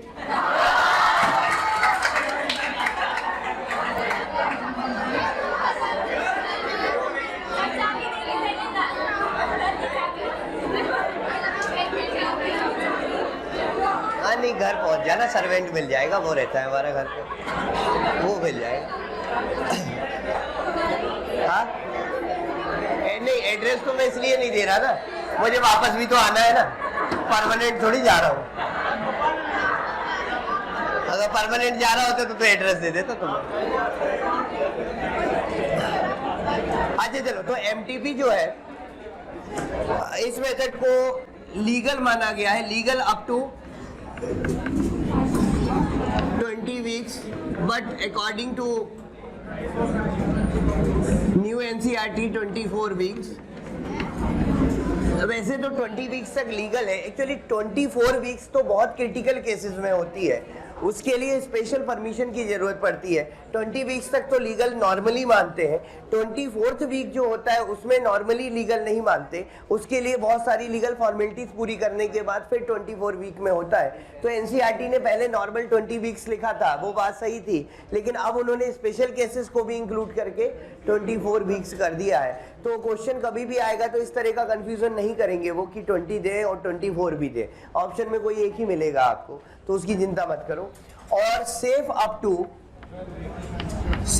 To first trimester means 12 weeks तक सेफ है ये, मतलब 12 वीक्स के बाद, क्योंकि हमने पढ़ा जैसा कि ऑल मेजर ऑर्गन सिस्टम्स बनने स्टार्ट हो जाते हैं, तो उसके बाद एबॉर्शन रिस्की भी हो जाता है क्योंकि उसमें ब्लीडिंग के चांसेस बढ़ जाते हैं, ठीक है।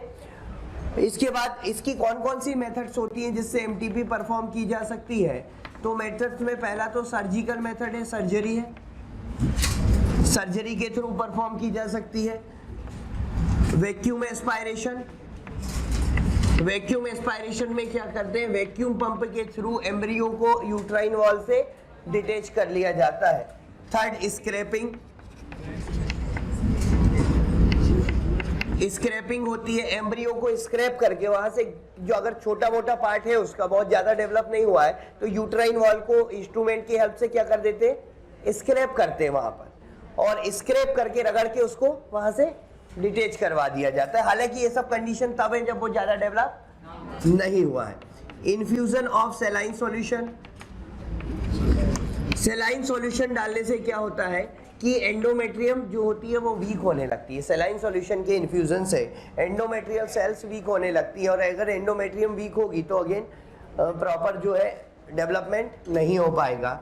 और फिफ्थ जो है RU486 देते हैं, RU486 जिसमें माइप्रिस्टोन होता है, माइप्रिस्टोन, और ये जो होता है इट इज एंटी प्रोजेस्टेरॉन। ये क्या होता है,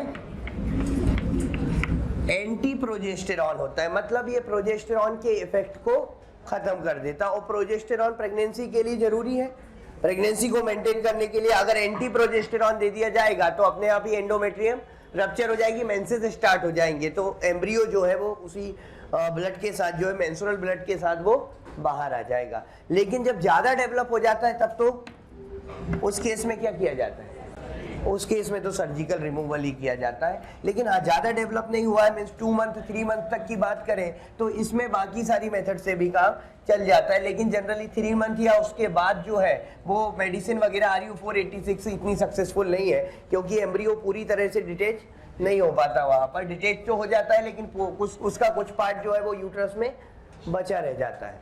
ठीक है, तो वो फिर वो एंटीजेनिक पार्ट की तरह काम करेगा, बॉडी में कई सारी एडवर्स रिएक्शन करवाएगा। तो उस केस में तो जनरली सर्जरी का ही यूज करते हैं, फिर ज्यादा डेवलपमेंट हो जाए तो ये सारी मेथड्स हैं जिनके थ्रू एमटीपी परफॉर्म की जा सकती है। अब इसके बाद हम बात करेंगे यहाँ पर ART के बारे में। ART is assisted reproductive techniques और टेक्नोलॉजीज जिसको कहते हैं। ART होती क्या है, ये असिस्टेड रिप्रोडक्टिव टेक्निक्स है या असिस्टेड रिप्रोडक्टिव टेक्नोलॉजीज है। ये कुछ ऐसी मेथड है जो कि इनफर्टाइल कपल में यूज की जाती हैं। इनफर्टाइल कपल किसको कंसीडर करते हैं, अच्छा, used in infertile couples to have child. Infertile couple में यूज की जाती है ये मेथड। इनफर्टाइल कपल कहते हैं किसको है, जो कि 2 to 3 years of regular sexual intercourse के बाद भी कंसीव नहीं कर पाते। WHO ने इसकी यही गाइडलाइन बनाई है कि 2 to 3 years of regular unprotected sexual intercourse के बाद भी जो कपल कंसीव नहीं कर पाते उनको कंसीडर किया जाता है infertile.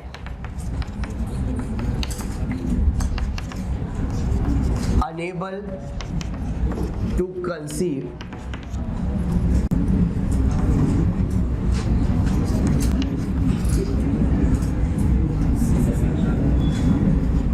unable to conceive for even for 2 to 3 years of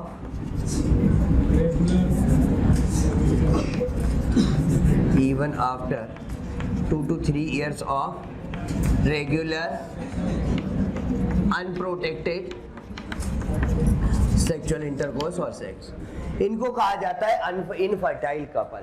तो अब इनफर्टाइल के कपल में जो मेथड यूज की जाती है वो क्या कहलाती है, ART असिस्टेड रिप्रोडक्टिव टेक्निक्स। कौन कौन सी मेथड से उनकी बात करते हैं। पहली मेथड जिसको टेस्ट ट्यूब बेबी प्रोग्राम में रखा गया है IVF, in vitro fertilisation. In vitro fertilisation इसी को टेस्ट ट्यूब बेबी प्रोग्राम में भी रखा गया है। इन विट्रो फर्टिलाइजेशन में क्या किया जाता है,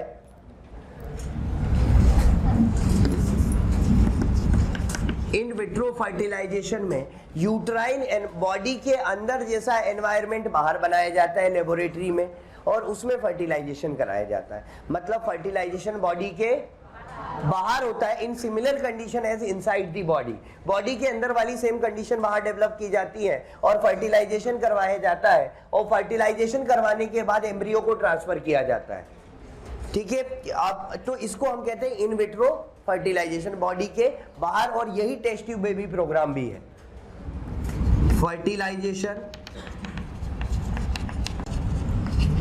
outside the body in similar conditions as inside, followed by ET। ET क्या है? Embryo transfer. इसके बाद क्या क्या दिया जाता है? ET। मतलब पहले तो फर्टिलाइजेशन करवा दिया बॉडी के बाहर, और फर्टिलाइजेशन करवा दिया तो क्या बन गया? जाइगोट। फर्टिलाइजेशन करवा दिया तो बन गया जाइगोट, और जाइगोट में क्लीवेज होगी तो क्या बनेगा? एम्ब्रियो। भाई जब क्लीवेज स्टार्ट होगी तब हम उसको जाइगोट थोड़ी बोलते हैं, फिर हम उसको क्या बोलने लगते हैं? एम्ब्रियो। और जब 8 वीक से ज्यादा का हो जाता है तो हम उसको फीटस बोलने लगते हैं। ठीक है, जाइगोट में क्लीवेज स्टार्ट हुई तो एम्ब्रियो है, 8 वीक से ज्यादा हुआ तो फिर वो फीटस है।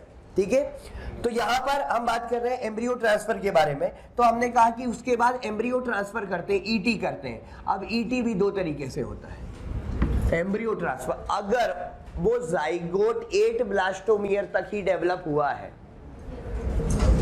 ठीक है, अगर इफ डेवलपमेंट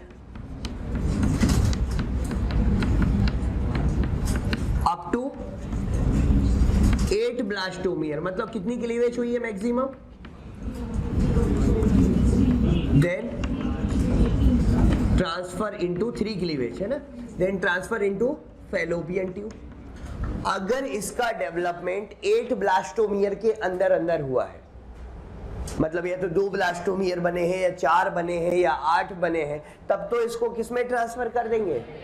फैलोपियन ट्यूब में। इस मेथड को कहते हैं जिप्ट। ये मेथड क्या कहलाती है? जाइगोट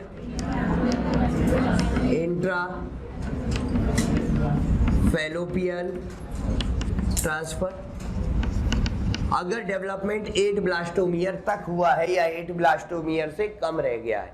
अगर डेवलपमेंट 8 ब्लास्टोमियर से ज्यादा हुआ है, if development is more than 8 blastomere, मतलब वो 8 ब्लास्टोमियर से ज्यादा डेवलप हो गया, 16 ब्लास्टोमियर, 32 ब्लास्टोमियर, तो फिर इसको फैलोपियन ट्यूब में नहीं रखते। अब कहाँ रख देते हैं? सीधे इम्प्लांटेशन के लिए कहाँ पर ट्रांसफर कर देते हैं? यूट्रस में। तो transfer into then transfer into uterus.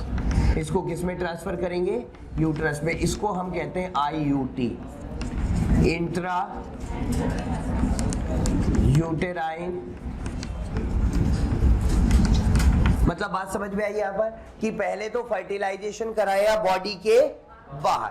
Fertilisation कहाँ हुआ? बॉडी के बाहर हुआ, in similar condition as inside the body. जो कंडीशन बॉडी के अंदर थी, उसके बाद जो जाइगोट बना या फिर जो एम्ब्रियो बना उसको ट्रांसफर कर दिया। अगर उसको 8 ब्लास्टोमियर से कम डेवलपमेंट है, 8 ब्लास्टोमियर का डेवलपमेंट है, तो फैलोपियन ट्यूब में ट्रांसफर किया, उसको हमने कह दिया जिप्ट, जाइगोट इंट्रा फैलोपियन ट्रांसफर। और अगर 8 ब्लास्टोमियर से ज्यादा डेवलप हुआ है तो उसको यूट्रस में ट्रांसफर करते हैं सीधे, फिर फैलोपियन ट्यूब में नहीं करते। सीधे इम्प्लांटेशन के लिए कहाँ ट्रांसफर कर दिया? यूट्रस में। उसको हम क्या बोलेंगे? IUT या इंट्रा यूटेराइन ट्रांसफर। ठीक है, अब इसमें एक मेथड और होती है ICSI। सेकेंड मेथड की हम बात कर रहे हैं, ICSI,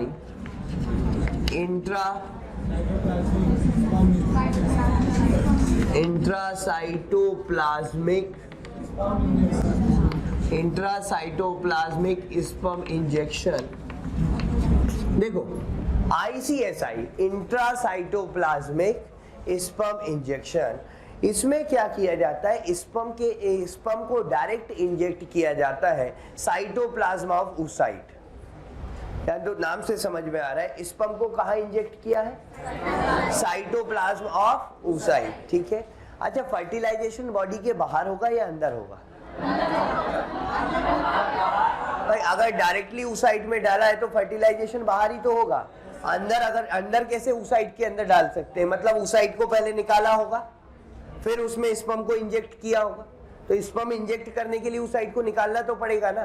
तो फर्टिलाइजेशन इसमें भी क्या होता है, इन विट्रो, मतलब बॉडी के बाहर। लेकिन टेस्ट ट्यूब बेबी प्रोग्राम केवल ये है। ध्यान रखना, क्योंकि ऑप्शन क्वेश्चन आज आ चुका है और बड़ा कंफ्यूजन होता है। उन्होंने पूछा था टेस्ट ट्यूब बेबी प्रोग्राम में चारों में से पूछा था सही किसके लिए है। एक ऑप्शन था ZIFT, दूसरा ऑप्शन था ICSI।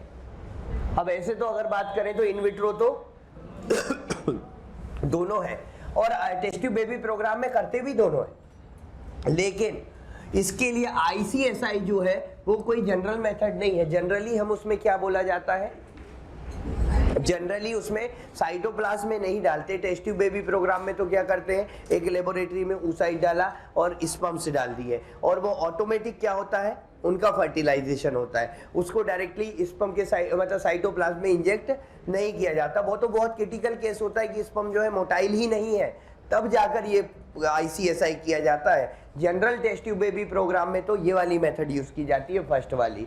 इसलिए ध्यान रखना, test tube baby method, test tube baby programme की बात करें तो केवल फर्स्ट वाली मेथड। IVF, इसमें क्या क्या आ जाएगा आपका, ZIFT आ सकता है और IOT आ सकता है। हालांकि अब ये भी बोल सकते हैं कि टेस्ट ट्यूब बेबी में ICSI भी किया ही जाता है, बट वो नॉर्मल कंडीशन नहीं है। वो केवल तभी किया जाता है जब स्पर्म मोटाइल नहीं होते, ठीक है, क्योंकि इसका सक्सेस रेट भी बहुत कम है। तो sperm is injected into cytoplasm of oocyte। Fertilisation कैसा हुआ यहाँ पर, फर्टिलाइजेशन इन विट्रो है, क्योंकि बॉडी में होता है उसको तो इन विवो कहते हैं। यहाँ पर भी फर्टिलाइजेशन बॉडी के बाहर ही हुआ है, ठीक है। तो फर्टिलाइजेशन यहाँ भी कैसा है, इन विट्रो है। फिर उसके बाद बात करते हैं हम आर्टिफिशियल इंसेमाइनेशन, AI,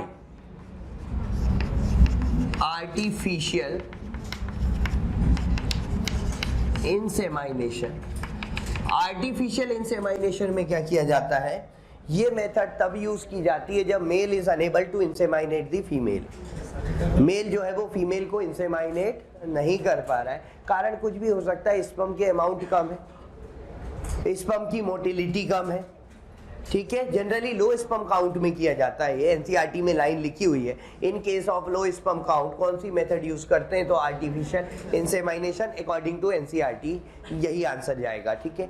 अब लो स्पर्म काउंट है, मतलब मेल फीमेल को इंसेमाइनेट नहीं कर पा रहा, तो क्या करेंगे, फिर उसके सीमेन को कलेक्ट करेंगे, उसके सीमेन को कलेक्ट करेंगे। एक बार इजेकुलेशन जो हो रहा था उसमें तो स्पर्म काउंट कम थे, तो कई बार इजेकुलेशन वाले सीमेन को पहले तो कलेक्ट किया जाएगा, ठीक है ना, जिससे स्पर्म काउंट बढ़ाए जा सके, और उसको फिर वेजाइना या यूट्रस में इंजेक्ट कर देते हैं, ठीक है। उस सीमेन को वेजाइना या यूट्रस में, उस पर्सन से भी ले सकते हैं, अगर उस पर्सन में बहुत कम है तो किसी डोनर से भी ले सकते हैं। मतलब मेन बात यह है, जो कलेक्टेड सीमेन है, चाहे किसी से भी कलेक्ट किया है, उस सीमेन को वेजाइना या यूट्रस में ट्रांसफर किया गया है, उसको हम कहते हैं आर्टिफिशियल इंसेमाइनेशन।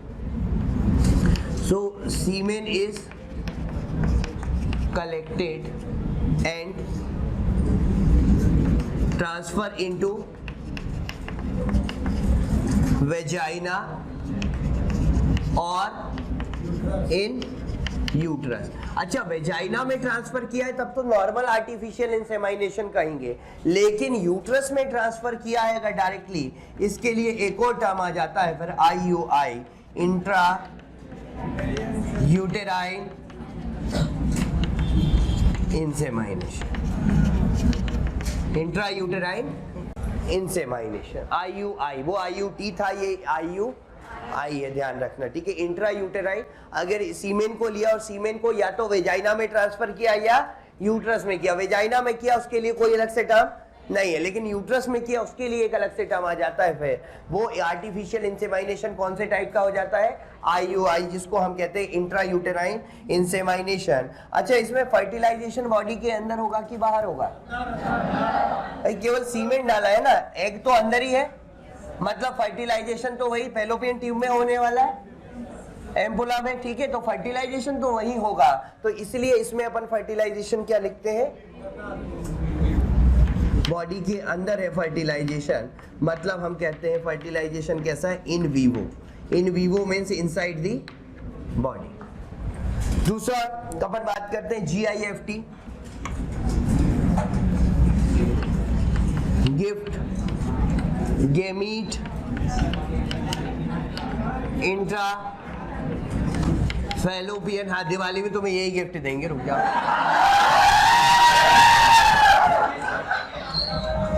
Gamete intrafallopian transfer. ये गेमीट इंट्राफैलोपियन ट्रांसफर क्या है? इसमें ऐसी फीमेल में यूज किया जाता है जो इनमें ओव्यूलेशन नहीं होता, बट डेवलपमेंट के लिए सुटेबल एनवायरनमेंट प्रोवाइड कर सकती है। प्रॉब्लम क्या है? केवल ओव्यूलेशन वाली। देखो, अगर डेवलपमेंट के लिए सुटेबल एनवायरनमेंट प्रोवाइड नहीं कराए तब तो कोई भी मेथड नहीं कर सकते, क्योंकि वो तो प्रेग्नेंट ही नहीं हो सकती। लेकिन ये मेथड ऐसी फीमेल में यूज की जाती है जिसमें डेवलपमेंट के लिए यूट्रस का एनवायरनमेंट सूटेबल है। प्रॉब्लम किसमें है? ओवरी में प्रॉब्लम है, मतलब ओव्यूलेशन नहीं हो रहा है, ठीक है। तो अब क्या करेंगे? किसी दूसरी फीमेल से एग लेंगे और दूसरी फीमेल से एग लेके उसको ट्रांसफर कर देंगे फैलोपियन ट्यूब में। अब उसके बाद या तो आर्टिफिशियल इंसेमाइनेशन करवा देंगे या नेचुरल सेक्सुअल इंटरकोर्स करवा देंगे, तो फर्टिलाइजेशन हो जाएगा। भाई प्रॉब्लम यही तो थी कि ओव्यूलेशन नहीं हो रहा था, बाकी तो एनवायरनमेंट के लिए फैलोपियन ट्यूब का एनवायरनमेंट भी सूटेबल है फर्टिलाइजेशन के लिए और यूट्रस भी सूटेबल है डेवलपमेंट के लिए।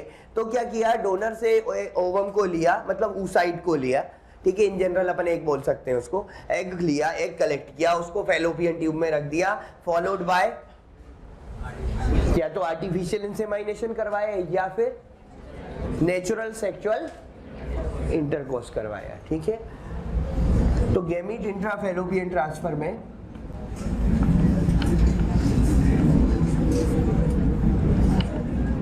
This method is used in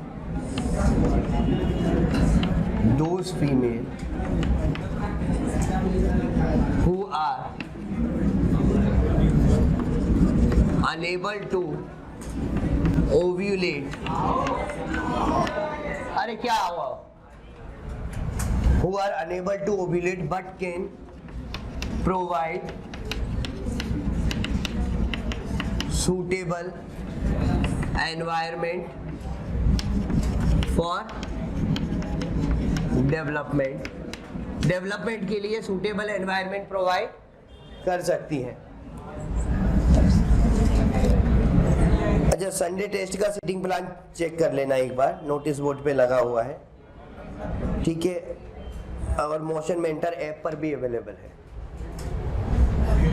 तो एनवायरनमेंट सूटेबल प्रोवाइड कर सकती है। इसमें क्या किया? Egg is collected and placed into fallopian tube followed by AI or natural sexual intercourse। अच्छा, इसमें फर्टिलाइजेशन बॉडी के अंदर हुआ या बाहर हुआ? इसमें भी फर्टिलाइजेशन बॉडी के अंदर हुआ, मतलब कौन सा fertilisation? Again in vivo fertilisation, क्योंकि केवल एग को प्लेस किया है, फर्टिलाइजेशन तो बाद में होगा, ठीक है। तो फर्टिलाइजेशन क्या है? इन वीवो है। तो ये चारों जो है ART की मेथड्स है, चारों क्लियर है, समझ में आ रहा है? पहला तो IVF में IVF का तो सिंपल सा मीनिंग होता है कि बाहर फर्टिलाइजेशन करवा देना, ठीक है, बाहर सिमिलर कंडीशन बना के फर्टिलाइजेशन करवा देना, क्योंकि फर्टिलाइजेशन वैसे भी सिमिलर कंडीशन में ही होगा। उसके बाद क्या किया जाता है? तो फिर वो अलग मेथड आ जाती है, ET करते हैं, एम्ब्रियो ट्रांसफर। देखना होता है डेवलपमेंट कितना हुआ है, अगर जाइगोट है या जाइगोट के बाद एम्ब्रियो भी बन गया, लेकिन कहां तक? 8 ब्लास्टोमियर तक, तो फिर फैलोपियन ट्यूब में। अगर 8 से ज्यादा डेवलप हो चुका तो यूट्रस में। ICSI में सिंपल सी ये बात है कि सीधे स्पर्म को साइटोप्लाज्म में डाल दिया, उसके बाद अगेन एम्ब्रियो ट्रांसफर होगा वहां पे भी। अगर वो जाइगोट या 8 ब्लास्टोमियर तक है तो फैलोपियन ट्यूब में शिफ्ट करना पड़ेगा, और उससे ज्यादा हो गया तो यूट्रस में। ठीक है, उसके बाद आर्टिफिशियल इंसेमाइनेशन में सीमेंट डाला गया वेजाइना में या फिर यूट्रस में। वेजाइना में डाला गया उसके लिए अलग से कोई टर्म नहीं है, यूट्रस में डाला गया उसके लिए IUI इंट्रा यूटेराइन इंसेमाइनेशन कराया गया, फर्टिलाइजेशन बॉडी के अंदर होगा। GIFT में केवल किसको रखा गया है? GIFT में केवल oocyte को ट्रांसफर किया गया है फैलोपियन ट्यूब में। ठीक है, फर्टिलाइजेशन फैलोपियन ट्यूब में ही होने वाला है। ठीक है, तो वो भी इन विवो में आ जाता है।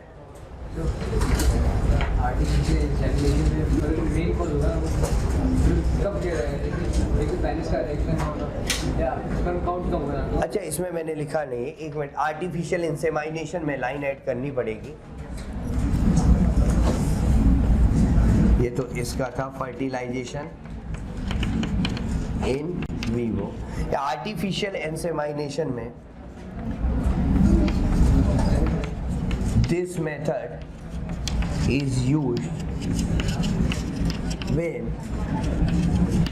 male is unable to inseminate female because of low sperm count। ये लाइन भी इंपॉर्टेंट है इसकी। और बच्चों, अगर आप चाहते हैं कि जो टॉपिक हम यहाँ पढ़ा रहे हैं वो आपको भी मिल सके, या जो टॉपिक हम यहाँ पढ़ा रहे हैं उसका पूरा लेक्चर आपको भी मिल सके, तो आज ही कॉल कीजिए 1800212179 पर। एक बार पुनः आपके प्यार और विश्वास के लिए बहुत बहुत धन्यवाद।